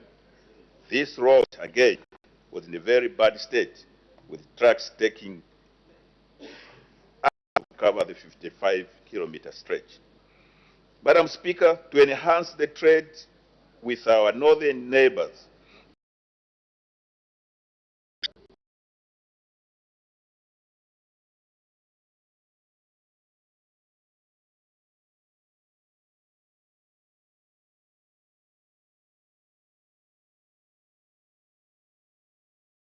$1 million on 1st October 2022 for Kachin Consortium Limited. Of the expanding the road to accommodate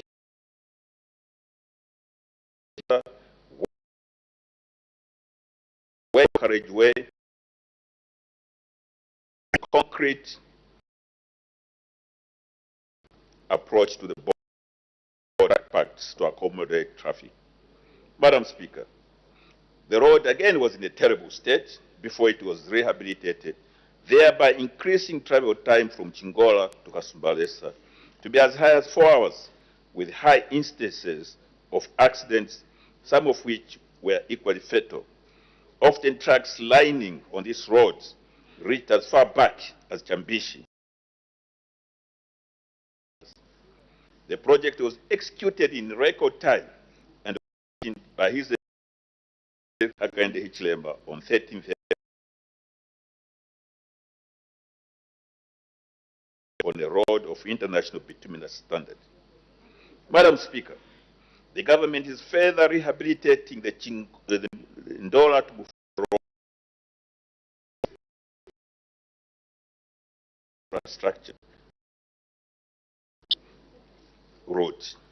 The concession agreement signed with Messrs. Jaswin Ports Limited on August 14, 2024 is $6.1 million. Projects have since commenced.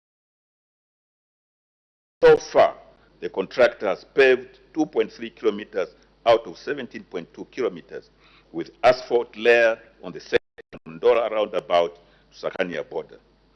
Madam Speaker, during the rainy season on this road, before work started, even a four-wheel drive would follow Bufulira Road, including myself.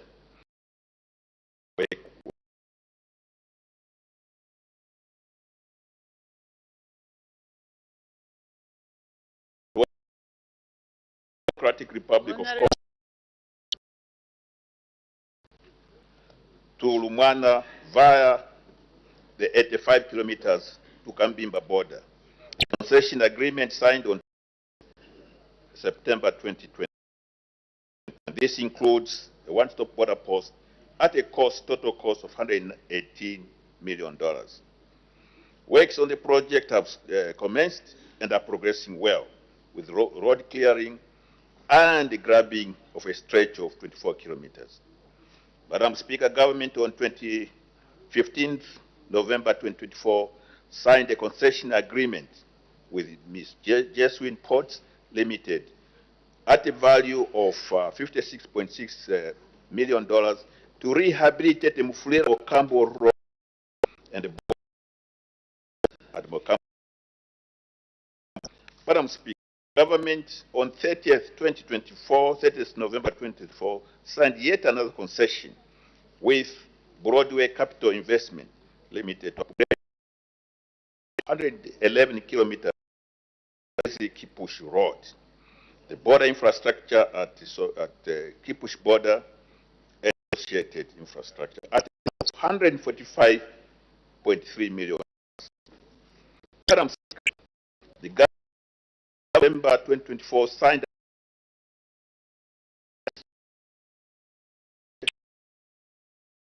valued at $326 million to international standard road 370 of Muta.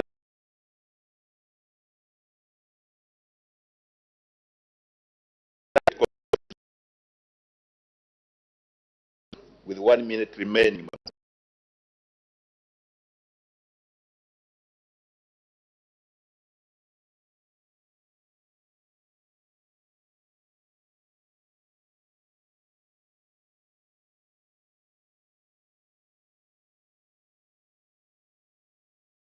Of the United Party for National Development under the able leadership of President Hakainde Hichilema and the 2021 manifesto to implement economic recovery through fiscal responsibility and sustainability.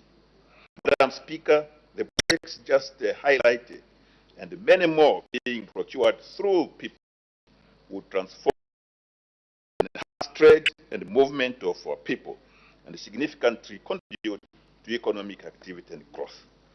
The implementation of these projects will also create much needed jobs for our people, particularly youth and women. I demonstrate to grow the economy.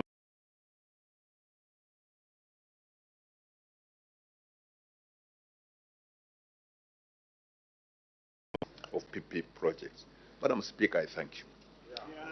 Thank you. Honorable members are now free to ask questions on points of clarification on the ministerial statement presented by the Honorable Minister of Infrastructure and Urban Development. The Honorable Member for Kantanshi. Speaker, is just a short thank you and the government over the Mukambo Road and also the signing of a border post that will be able to in the Congo and Zambia, that the minister knows the trouble that we have had over that road. I thank you. Thank you. It was just a comment. The Honorable Member for Bwengwa. Madam Speaker, thank you very much. Minister, thank you for your statement.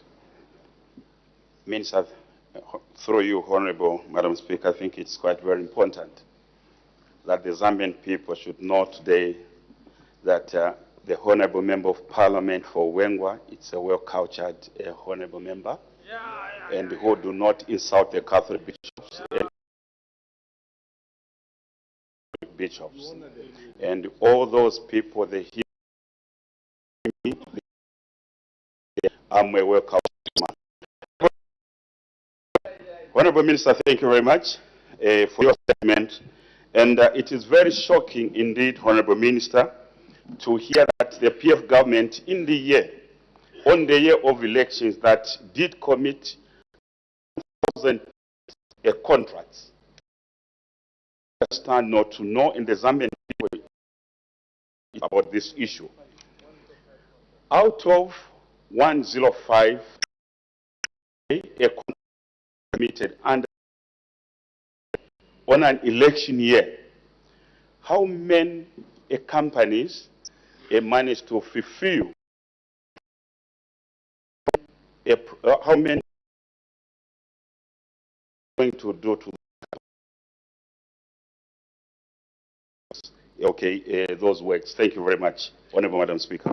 The Honorable Minister of Infrastructure, Housing and Urban Development. Actually,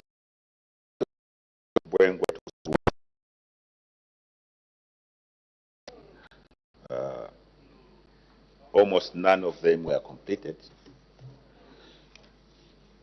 And in fact, the previous government did come up with a policy that anything that was below 80% should be cancelled. What we have found in the government is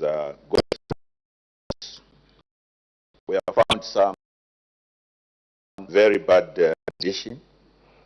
Some of those that were completed with premature failure.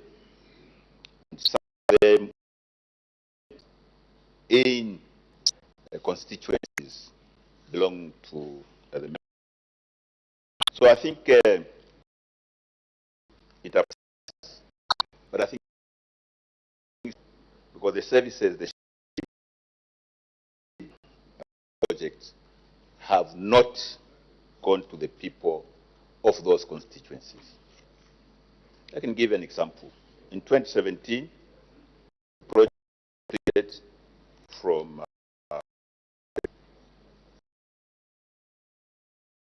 2022, large sections of this road had failed. We undertook what has happened. So this is what we should do. This is the type of material. This is the thickness. We checked this and we found that the level they had put less than what was specified. On Isoka to Muyombe, a large section of it was completed to bituminous standard, but just a relatively very light man, not like the member for Bwengu, rubbing his shoe on the tarmac, was able to clear the tarmac, exposed to gravel. This is true. This was shown on national television. So some of these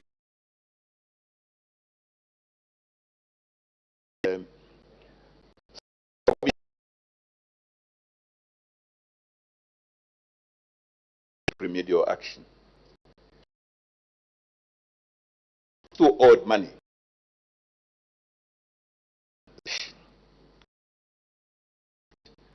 Where we can correct, it will be corrected. Where it is too late, the Zambian people will know who is responsible. Thank you. The Honorable Member for Ron. Madam Speaker, thank you very much. I would want to thank sincerely Honorable Minister for Infrastructure.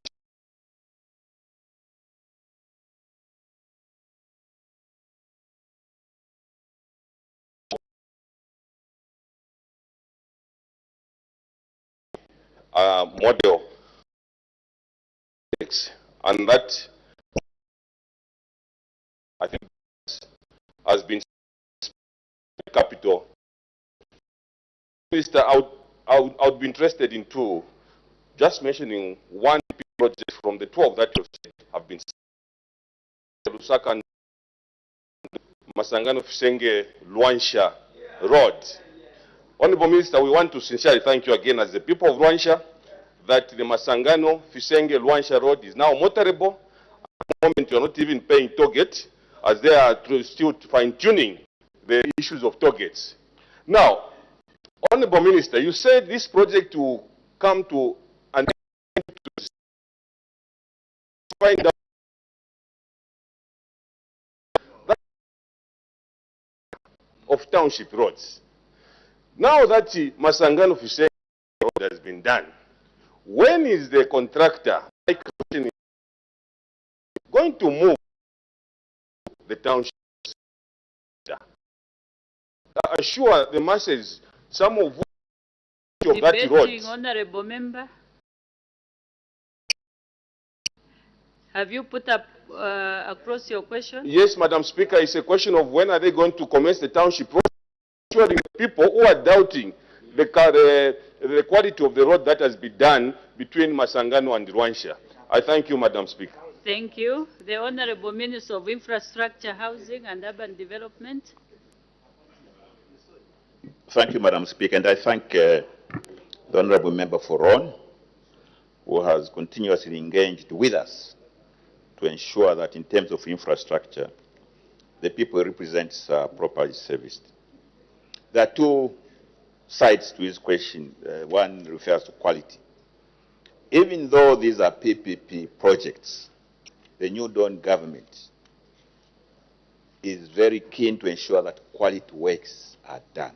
And that is why we're involved in.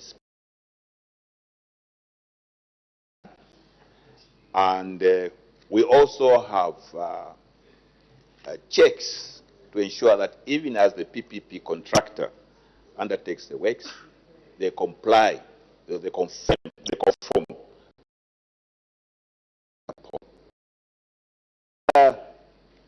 There is premature failure. It is the responsibility of the concessionaire to. Other thing that is beautiful about PPP, that it is in the interest of the concessionaire to do three things. Because the area they deliver it, the area. Number two, to ensure that it is quality.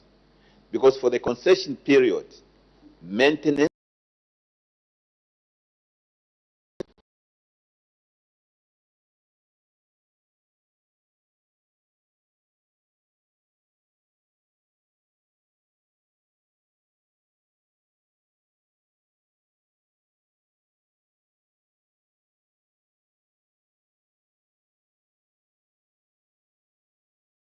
driver on the road.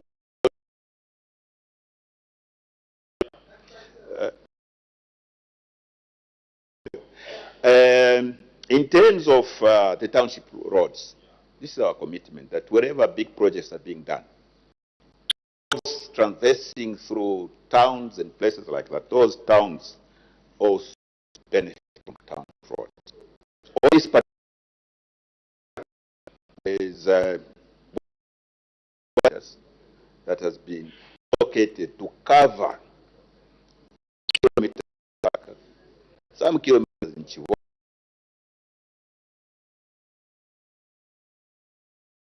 Kapiri,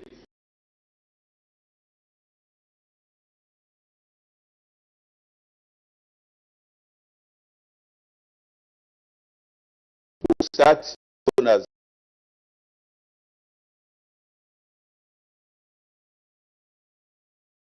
these townships start. So we are monitoring to make sure that it starts as quick as possible. Thank you, Madam Speaker. The Honorable Mayor. Thank you, Madam Speaker, for the opportunity given once again to ask a follow-up question. And also let me thank the Minister of Infrastructure ministerial statement that you've just presented before the floor of the House. Before I ask my question quickly, your Madam Speaker, let me quickly thank you for having clarified alarming statements that were coming in various media platforms, where he was being associated to a violent person, a person that insulted the Catholics. I've known Honorable Michero for a very long time. He's one man and is one honorable member who has been raised very, very properly. And it's not like those officials that are sponsoring young men like Waimi to insult government leaders. Now, Honorable Minister, if we look at the financing models, I would like you to give an analysis of the two financing models. There is the PPP on one hand, and then there is the government on the other hand, where the government will be able to look around for money, either within its own means and fund a project, or under a PPP where a project will be given to a concessionaire for 25 years, they'll be managing funds out of what proceeds will be coming. So I would like to know which one would use its own resources, internal resources, or borrow, or allow a concessionaire to be collecting money. that project. Thank you, Madam Speaker. The Honorable Minister of Infrastructure, Housing and Urban Development. Madam Speaker, I thank the Honorable Member for Kwacha for raising that particular point. The route that we take is determined by the circumstances. Where you have everything to your disposal, you can then make a choice. But the start of my statement clearly demonstrated that this country was not and is not in a position to use their own resources to undertake massive infrastructure projects. If you look at our budget, it may be 170 or 200 billion dollars or whatever figure we have. But if you translate it to dollars, over the years it has remained constant at about, especially the locally generated revenues, constant at about $6 billion. And if you look at the amount of work that government needs to undertake, that is why year in, year out, we have a deficit budget. So we have to borrow to top up just to be able to undertake what we need. That's number one. Number two, borrowing. Again, I demonstrate the rise in our debt to equity. The higher it goes, the more unsustainable it is. If your GDP is very high, you can borrow to which this is sustainable. The 119 that we took over, 119% of debt to GDP, totally, by world standards, totally unsustainable. So we could not borrow.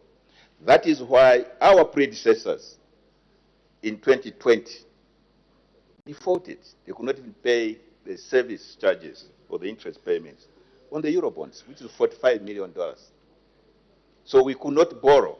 And that is why our able Minister of Finance and his team have spent so many sleepless nights to have this debt rescheduled or resolved. So use of our resources was not available to us because there are no resources. Borrowing capacity was not there because we inherited huge debt. So we could wait and say, you know, when we have grown the economy, that's when we shall spend or be able to borrow.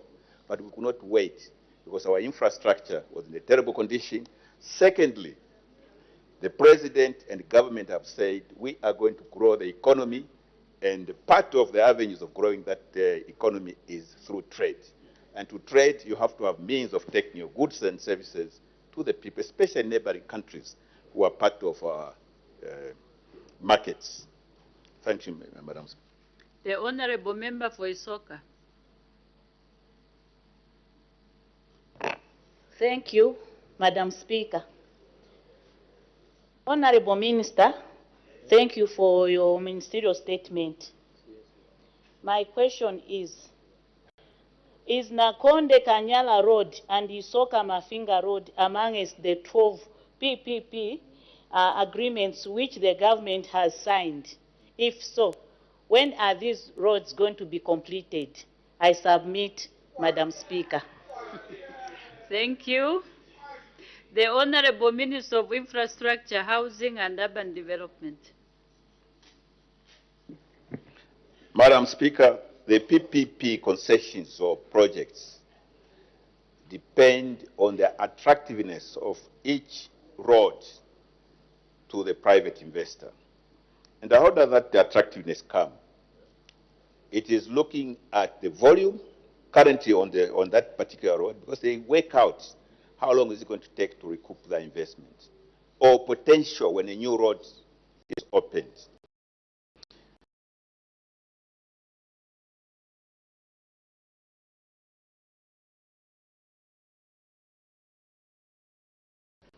Many years ago,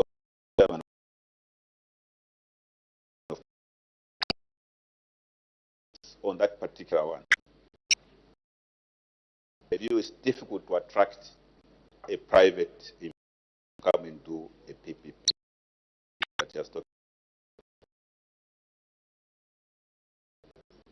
Necessary as they are, they are undertaken using our own resources. And we have not shut down completely from using our own resources. In fact, PPP, if this can be taken care of by private capital, it leaves us breathing space to be able to undertake the ones that need to be undertaken by ourselves because they do not attract private capital. An example of this particular road is Chipata Chadiza. Again, if you look at Chipata Chadiza, we've been going all the way to Vubwi. The volumes there may not be attractive enough for private capital to come in. But we have said it's an important link. We can open up an area for agriculture, for other investments, and that is why we have given out a contract on that particular road. So it's now a question of when these things come into place. No part of this country will be forgotten, including Nakonde. The Honorable Member for Mfulira. Thank you, Madam Speaker. Honorable Minister, in October, when you led the delegation of government officials and the concessionaire, the people of Mufulira were very excited that Sakanya-Ndola Road will now, and the minister before that signing, even before, would struggle. Sadly, the situation, Honorable Minister, I know is for a period of 3 years, half of that period, when we count from October of 2023 to now. Half of that 3 years is soon elapsed. But we have seen Summarize your very question. little activity.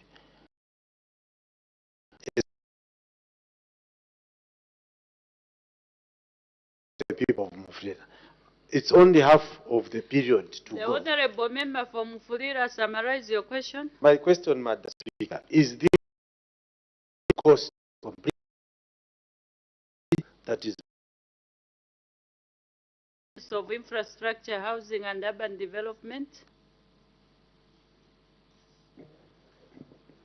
O ye of little faith. Honorable Mwira of Mufulira, you are still doubting the New Dawn government. When we make a commitment, we follow through. In terms of the Ndola, Mufulira, with connection to Kanyala, I've said work has started. The fact that they're starting maybe from the other end does not mean they will not reach Mufulira. That road, I know it very, very well. When I was still a young person, we used to move on that road for 30 minutes. So I understand the pain of people struggling to use that particular route. There are a lot of investments on that road, farming areas, the mines on that road. So it is in our interest as government to make sure that is done. But concessions, when they're signed, from the time those concessions are signed, the law allows the concessionaire a certain period of time to reach financial closure. We are monitoring that. There has been no extension on that concession. So everything is according to the time. And if we say that it's going to be completed by a certain period, after a certain period, we are still expecting that that will be done. And that also includes the one that we signed subsequently, which is from Mufulira to Moka. That will be forward. Thank you, Madam Speaker. The Honorable Member for Murovezi.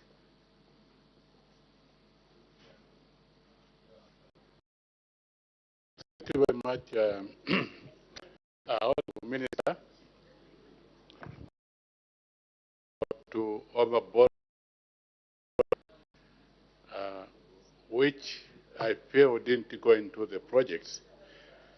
Have you ever managed to carry out a forensic audit so that that money can be brought back and they use it on the road, like my road, Simungoma, Luampa Road? Thank you, Honorable Minister.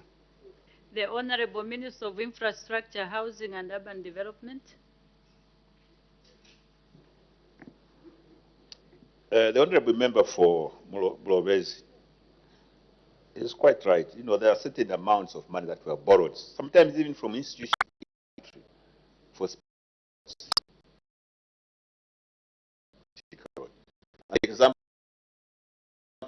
Solwezi, where money was borrowed from NAPSA for that particular road. That was not applied on that road. And that is why now we have to redo it by using a PPP. So it's an ongoing process, and where we are able to determine that the money was not used, all those involved, including the contractors, the consultants, and so on, will be made to account. With respect to the one he has mentioned, which is Luampa, Stilis, Mungoma Road, we are in the throes of discussing and finalizing a concession agreement, and we hope that we'll be able to reach conclusion on that particular road as quickly as possible. And that also includes Livingston to Sishek, by the way. Thank you, Madam Speaker. The Honorable Member for Chadiza. Thank you very much, Madam Speaker.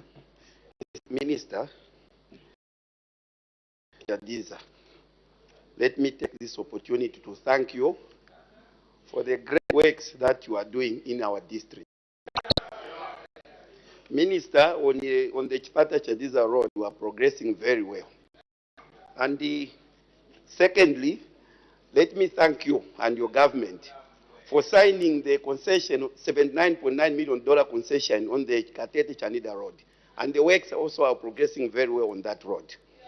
Minister, let me also take this opportunity You can summarize. to ask, thank you, Madam Speaker. Minister, your submission is very elaborate. What the people of Chadiza would want to find out is, previously, NAPSA used to finance road infrastructure. Now, NAPSA participation in the modern model that you are using now, the PPP model, some sector of the public have raised concerns to say, no, NAPSA is a government institution, it's not supposed to participate in this. When previously, we know, you and I know very well, that they have been financing road infrastructure development, like the Chingola Sorwezi Road and the Kipushi Road, just as you have just alluded to. Now, Minister, can you explain to the Zambians, including the people of Chadiza, what is the difference between the previous models, where NAPSA used to finance the road infrastructure development, and the current model, which is under PPP? Madam Speaker, thank you. Thank you. The Honorable Minister of Infrastructure, Housing and Urban Development. Madam Speaker, I thank the Honorable Member for Chadiza, Honorable Engineer Dak. He's an engineer, that's why he understands these matters very well. And I don't know about that. Sometimes, you know, when you are doing the right things, you get perplexed by some of the opposition that comes about. In the previous administration, NAPSA funds were misallocated to these projects that didn't produce results. On the Chingola Solwezi Road, which have quite $110 million of NAPSA money was allocated. On the Chingola, on the Solwezi Kipush, as I mentioned, there was money. And other roads like that. This time round, we have not gone to involve NAPSA. It turns out that when you have a PPP concession, people study exactly what their return on that investment over the period is going to be. And NAPSA have seen make it sense that they're going to get a higher return on that particular project than on some of the investments. The duty of a pension scheme is to get money from pensioners, grow that so that they're able to pay the pensioners now and into the future. I can assure you the percentages I have seen on these roads where NAPSA has been involved They're very attractive. Even us as business people, if you get that sort of return on that investment, you would gladly put that money in, compared to the other traditional means of investment. For example, real estate or housing, which you know is not delivering at the moment. Those from Kitwe, I can see the MP is quite there. But if you look between the Kitwe and the Kalurushi, there's a housing scheme for NAPSA there. How much are they making on that? And there are other things all over the place. So I thank you for your understanding, Honorable Member. Thank you. The Honorable Member for Nalolo, under 2 minutes. Thank you, Madam Speaker. Honorable Minister, thank you for your ministerial statement, and we do support your PPP projects. And just to commend you for the hard work you're doing. Honorable Minister, Western Province, Sesheke Kazungula Road is a key road which would open a lot of trade for Western Province. And as you are aware that most of the trucks that come from Namibia via Walvis Bay pass through that road. Honorable Minister, are there any plans to have the Sesheke Kazungula Road as a PPP to open up our province for trade and obviously connectivity? I thank you, Madam Speaker. Thank you. The Honorable Minister will attend to that under 1 minute. I thank the Honorable Member for Nalolo for that question. It gives me an opportunity to explain what we are doing on this particular road. In fact, for us as government, it's not just Kazungula to Sesheke. It's actually from Livingstone through Kazungula to Sesheke to Katimamuliro with a border post, proper border post at Katimamuliro. We are seriously finalizing concession agreement on that particular one. And we have even gone to this. Some of you may have noticed my absence this last week. And one of the things I did was to talk to those who are committing serious amounts of money to work with the existing potential concessionaire to ensure that this is funded. So our job as PPP will be to look at this finally and have it concluded and push. We have made it very, very clear that that particular road is part of the Walvis Bay corridor. And just like we are opening up all corridors, whether it is Nakala corridor, Walvis Bay corridor, now we're talking about Lubito corridor, and the Dar es Salaam corridor, and so on. This one is absolutely critical. It's not just a Zambian road, it's a regional road. So we are doing everything in our power to ensure that this one is done, and done correctly. Thank you, Madam Speaker. Thank you. Presentation of government bills. The Honorable Minister of Finance and National Planning.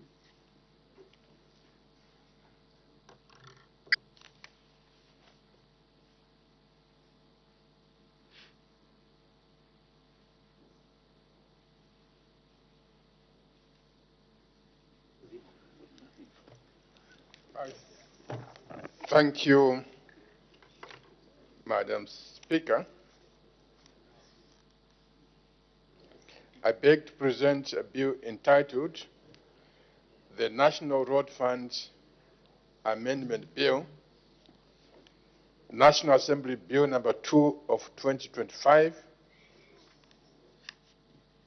The object of this bill is to amend the National Road Fund Act of 2002 so as to A, provide for immunity of the agency or property of the agency from execution, attachment, or other proceedings arising from a judgment or order of court, and B, provide for matters connected with or incidental to the foregoing.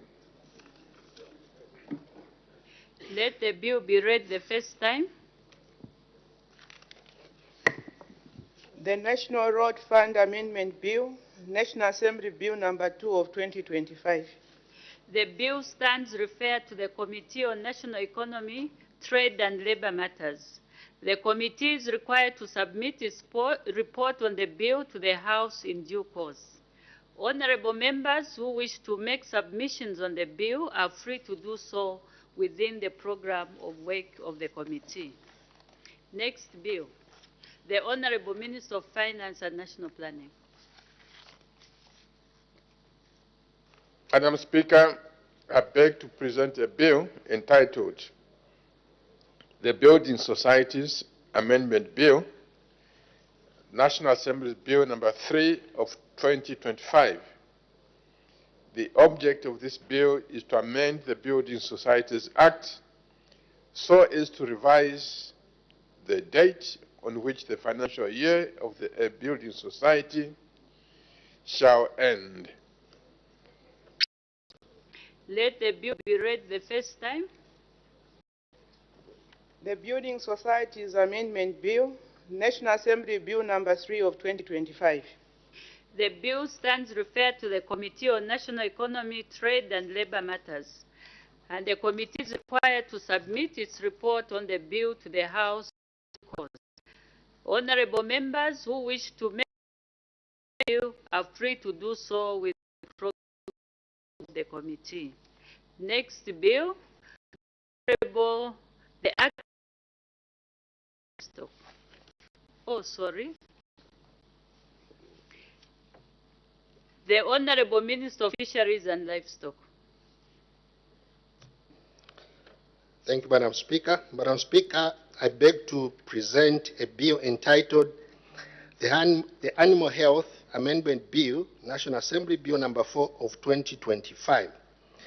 The object of this bill is to amend the Animal Health Act 2010 so as to revise the manner of identifying and tracing an animal product. The bill be read the first.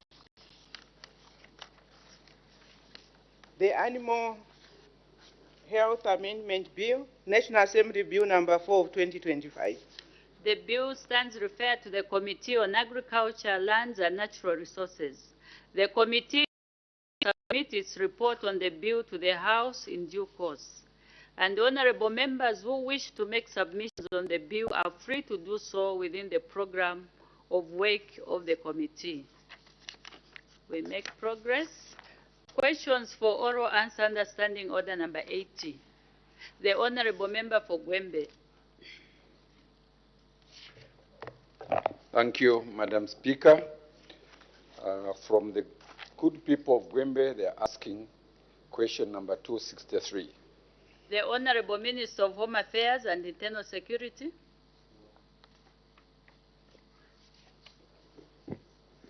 Thank you, Madam Speaker. Madam Speaker, the Honourable Tyson Muzingiri, Member of Parliament for Gwembe constituency, asked the Minister of Home Affairs and Internal Security the following questions. A, whether the government has any plans to construct a police post in the Munyumbwe area in Gwembe district. B, if so, when the plans will be implemented. C, what the estimated cost of the project is. D, whether the land for the project has been secured. And E, if so, where the land is located. Madam Speaker, in response to the questions asked by the honourable member, I wish to state as follows. A, the government has plans to construct a police post in Munyumbwe area of Gwembe district. B, the plans will be implemented when the funds are made available. C, the cost estimates for the construction of the police post will be known after the Bill of Quantities is prepared. The House may, however, wish to note that the standard designs available for construction of a standard police post is 5 million kwacha. D, the land for the construction of the police post has been secured from the traditional leadership in Fumbo Ward in Munyumbwe Chiefdom. Thank you, Madam Speaker. Thank you. Supplementary questions? The Honourable Member for Gwembe. Thank you, Madam Speaker. Honorable Minister, thank you so much for the good answers. However, what we were asking for was not really a police station, but not a police post, but a police station, because the entire Gwembe district does not have a police station. What we have,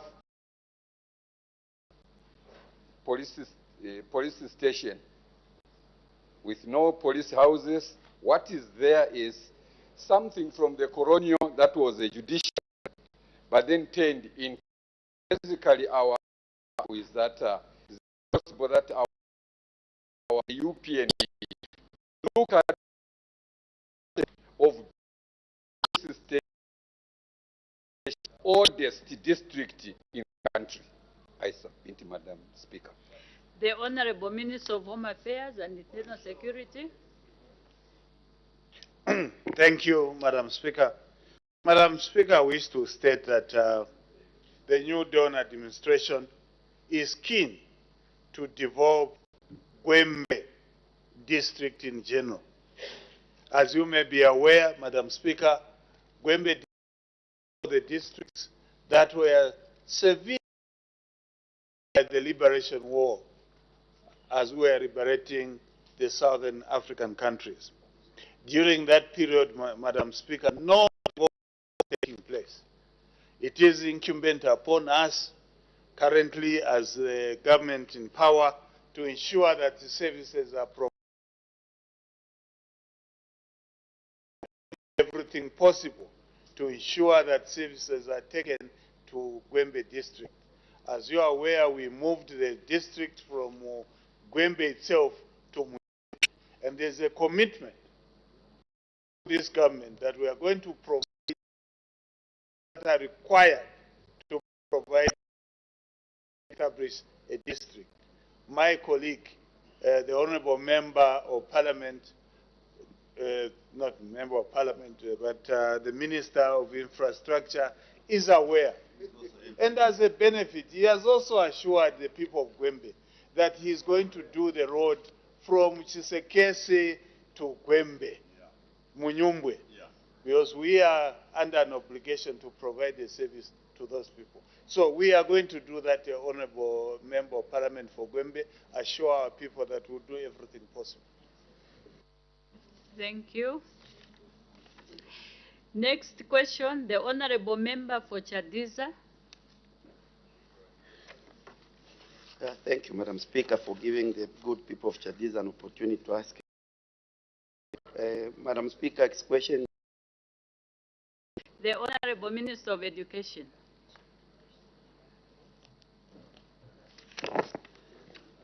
Thank you, Madam Speaker. Daka, Member of Parliament. The Minister of Aid in schools in Chadiza district are released late. B,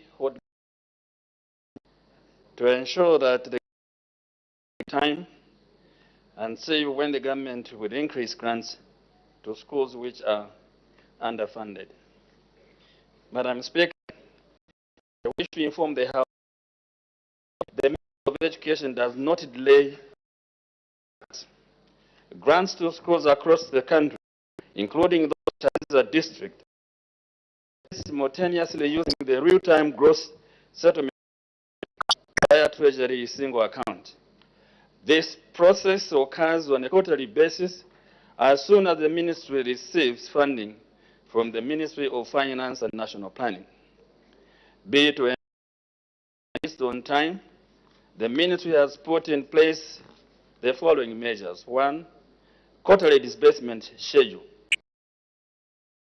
A quarterly basis, and predictable funding. 2, simultaneous nationwide release. Grants are disbursed at the same time across all 14,000 primary and secondary schools in the country. Efficient fund transfer system. The Ministry utilizes the real-time gross settlement system, an online-based system through the Ministry of Finance and National Planning for fast and secure transactions. 4, banking process considerations. While the system itself is not selective, schools banking with the National Savings and Credit Bank or Zambia National Building Society may experience minor delays as funds first pass through a commercial bank before being transmitted. However, this process should not exceed 1 week. C, the Ministry of Education does not underfund schools. Grants are allocated through a structured system known as the School Grant Allocation Hub, which ensures fair and adequate distribution of funds based on each school's specific needs. Madam Speaker, thank you. Thank you. Supplementary questions. The Honorable Member for Chadiza. Honorable Minister, we thank you for that very elaborate response. First of all, Honorable Minister, in our constituencies, and I've seen in other rural constituencies, these grants and trained personnel financial accounting duties. I want to find out whether these workers like who are entrusted to manage these grants are indeed oriented on the public finance management guidelines and the circulars. Madam Speaker, I thank you. The Honorable Minister of Education. Thank you, Honorable MP. Yes, they are indeed oriented. In fact, there is a booklet which we first of all gave on how to utilize those grants. And secondly, we actually even revised it last year in order to catch up with so many things which were actually seen out of line. So I think we are in tune with that. Thank you. The Honorable Member for Chadiza. Honorable Minister, it will be responsible for me to not recognize the free education policy that your government is currently implementing in my constituency. However, Honorable Minister, I want to know government position with regards to those parents who are still depriving their children of this very much important facility which government is granting to all the children out there. What is it that government is doing? They would rather divert them to go and do cattle rearing and other mischievous activities in the communities. Madam Speaker, thank you. Order. As the time is 16:40 hours, I suspend business for 20 minutes. Lovely afternoon to everyone watching Parliament TV today. The House has taken a 15 minutes break. We expect a 20 minutes break rather. We expect business to continue at 17 hours. And in a nutshell, we'll give you a picture of business that has taken place on the floor of the House. Yes, Muta, when business commenced at 14:30 hours, Madam Speaker did make three announcements, and thereafter the House did consider some urgent matters without notice, and so far 2 ministerial statements have been presented on the floor of the House. And not forgetting presentation of government bills. So 3 bills have been presented on the floor of the House and sent to the relevant committees for further examination. And the guidance was that, of course, the report should be submitted to the House in due course. And then after that, we had consideration questions for oral answer. Taza. Yes, indeed, we had consideration of questions for oral answer under Standing Order 80. And on today's order paper, we actually have 2 questions. And at the time business was being suspended for the 20 minutes health break, on the floor of the House was Mr. Jonathan Daka, who is Chadiza Member of Parliament, asking his second supplementary question to the Minister of Education. And so when business resumes after, we do expect to receive to the second supplementary question. And just now, take a break. Television.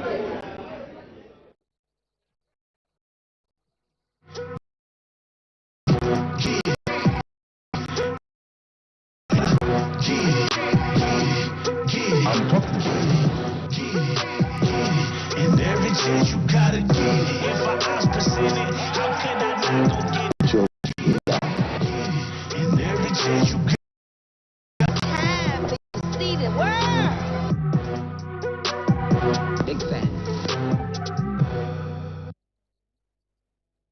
Please, come with me. Get all the best of GoTV. Also, wow, let's do it. Plus Premier League. Plus more movies. Plus Our fun is just beginning. To the future. We're gonna baby. Plus series galore. Oh, this is better than good. It's better than great. It's Super Plus. Welcome back home. Upgrade to GoTV Super Plus today. Get into the football action. And he's got it in. He took his So, McTominay! Enjoy the fun cartoon. Stop! You don't know what you're doing. Yes, I do. I'm frying up some eggs.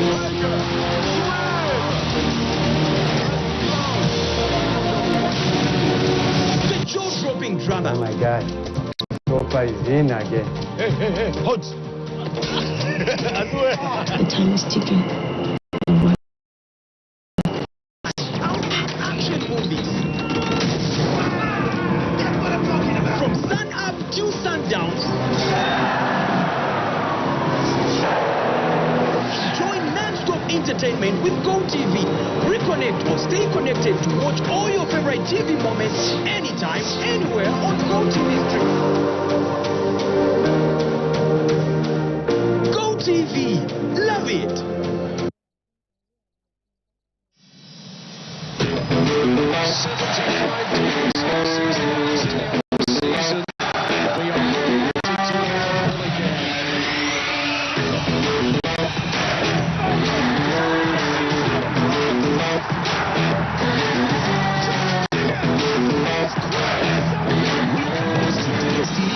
For all the football you want, for 610 kwacha per month.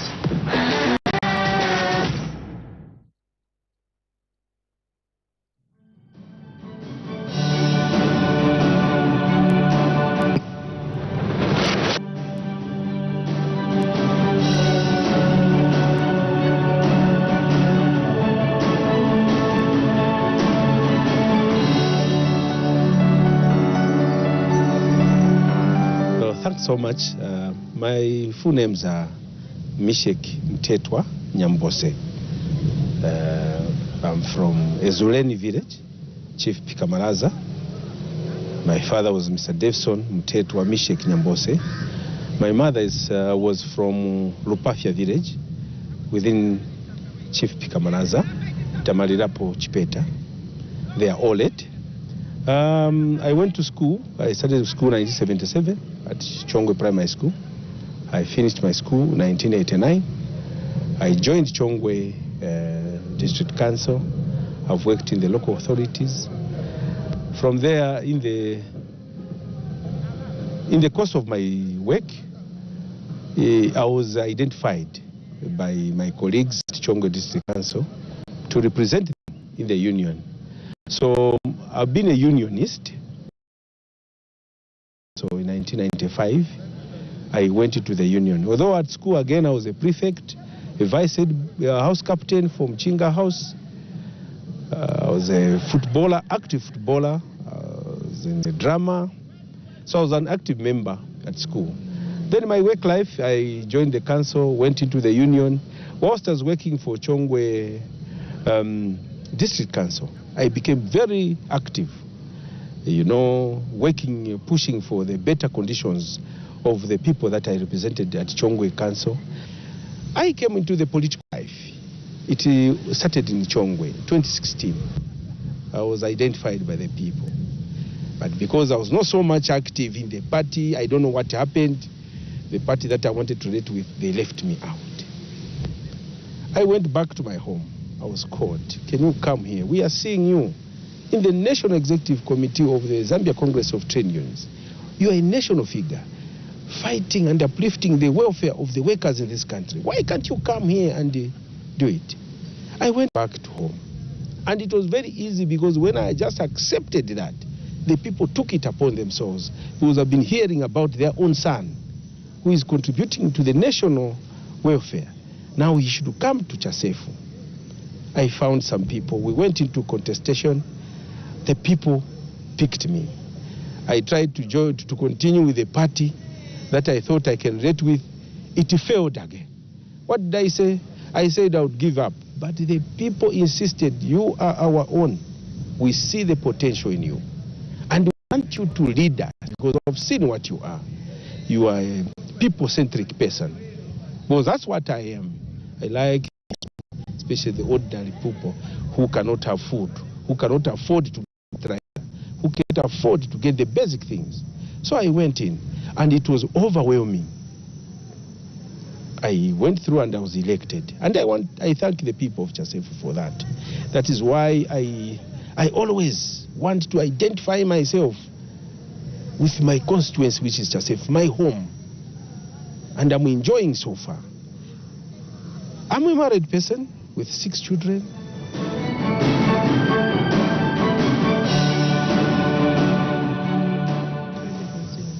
My constituency, Chasefu constituency, is a rural constituency, see, which was created in 1973, if not mistaken.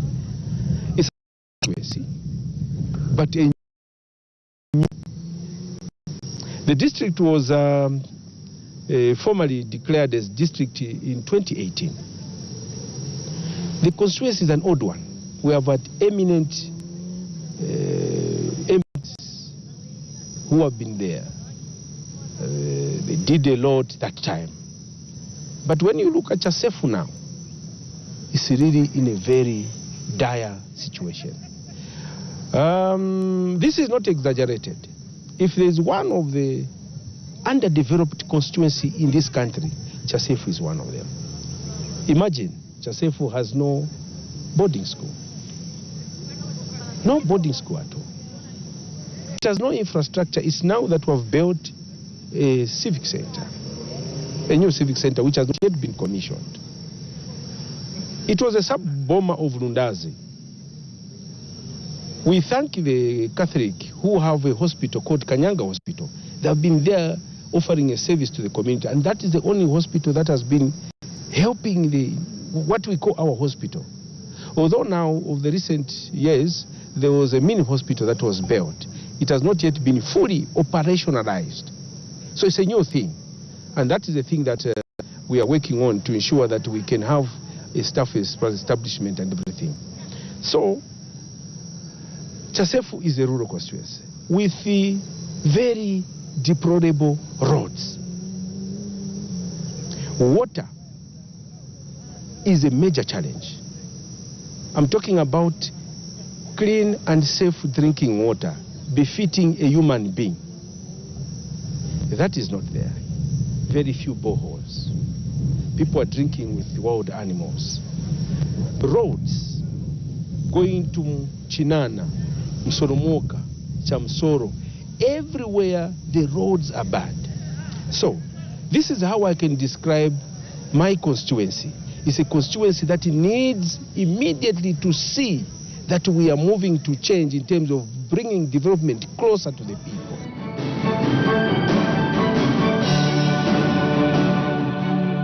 My agenda is to see to it, number one, the Lundazi Chama Road is done. Number two, Chasefu boarding should be completed.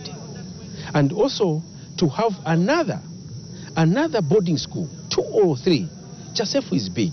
So if you can have secondary schools, boarding schools, our children will not go to other places for schools. We have got very intelligent children of ours who need boarding schools. The other thing is to ensure that Chasefu has passable roads, whether in the village, wherever we should have good roads, passable, that every person can appreciate. And this is the agenda that I have. I say it is the Lundazi Chama Road. This is our prayer that if this road can be tarred, because it links us to Nakonde, it links us to Chipata. I've said Lundazi Chama. But if this road can be done up to Chipata, coming to Saka, we shall be able, our people want to also to move on good roads, tarmacs, like any other part of the country. And also our people can be able to access Nakonde, buy their goods for resale from Tanzania. They can access easily to Malawi. They can access easily to Chanida border in Katete. This is the main agenda. The other thing is to ensure that we have good water. For our Emusa sub-bomber, we need a water reticulation system, piped water for our CBD from Egitkeni, Musa should have piped water. So if this is done, and I want to take this opportunity to say that government, the current New Dawn government, has given us 80 boreholes, and the contractor is already identified. So he should be mobilizing to start drilling these boreholes. Besides these boreholes, we are given a water kiosk for the CBD so that we can have piped water. People should be getting water in our CBD. That's number one. The other issue is we need health care system. For instance, we need the mini hospital to be operationalized so that we can have doctors, and it should be a referral center. We have been given a mortuary unit. We have already sat as a CDF committee to ensure we have our own mortuary.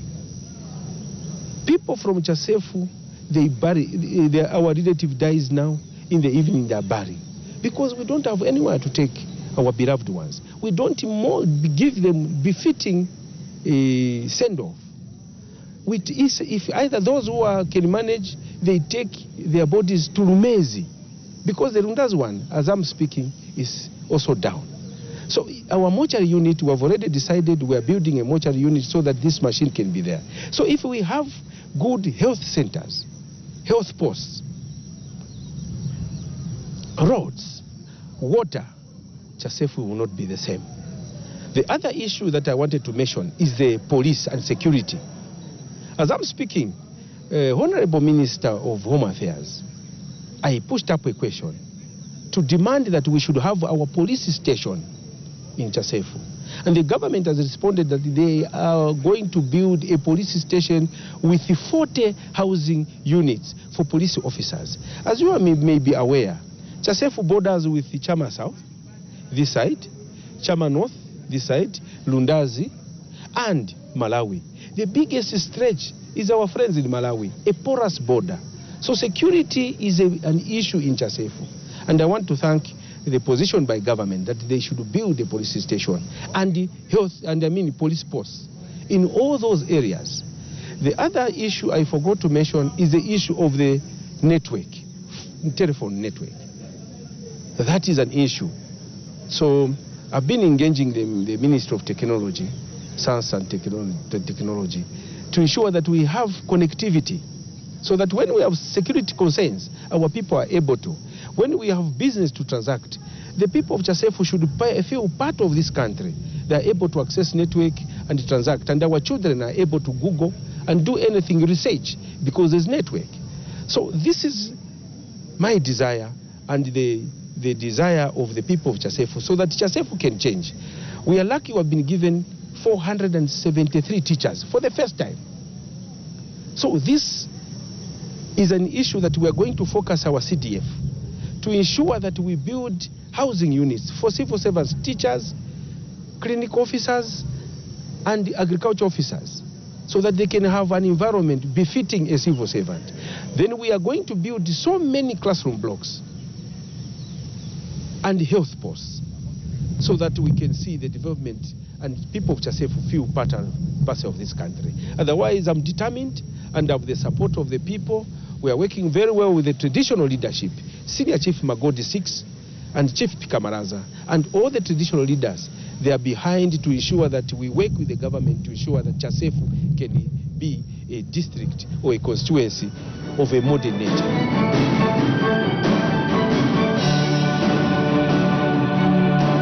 My appeal to the people of Chasefu is that let us continue working together, and please let us love one another and ensure that we develop Chasefu. Let's come together for the purpose of development. Let us share these ideas. As you are aware, it's a bottom-up arrangement. The ward development committees, CDF committees or district committees, the council, all the councillors, the council chairperson, the district commissioner, and the member of parliament, with the president. If we work together, Chasefu will be a changed person. I want to thank them, and they should continue supporting me the way they've been supporting me. I'm committed to transforming Chasefu.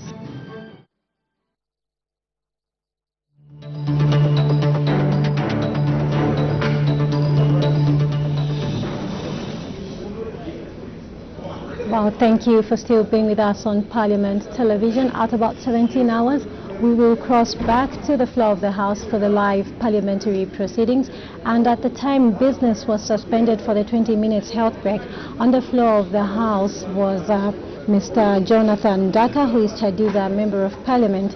He had just finished asking his follow-up question to the Minister of Education, Honorable Douglas Siakalima MP, and so we do expect the Minister to respond to the follow-up question from the Chadiza Member of Parliament.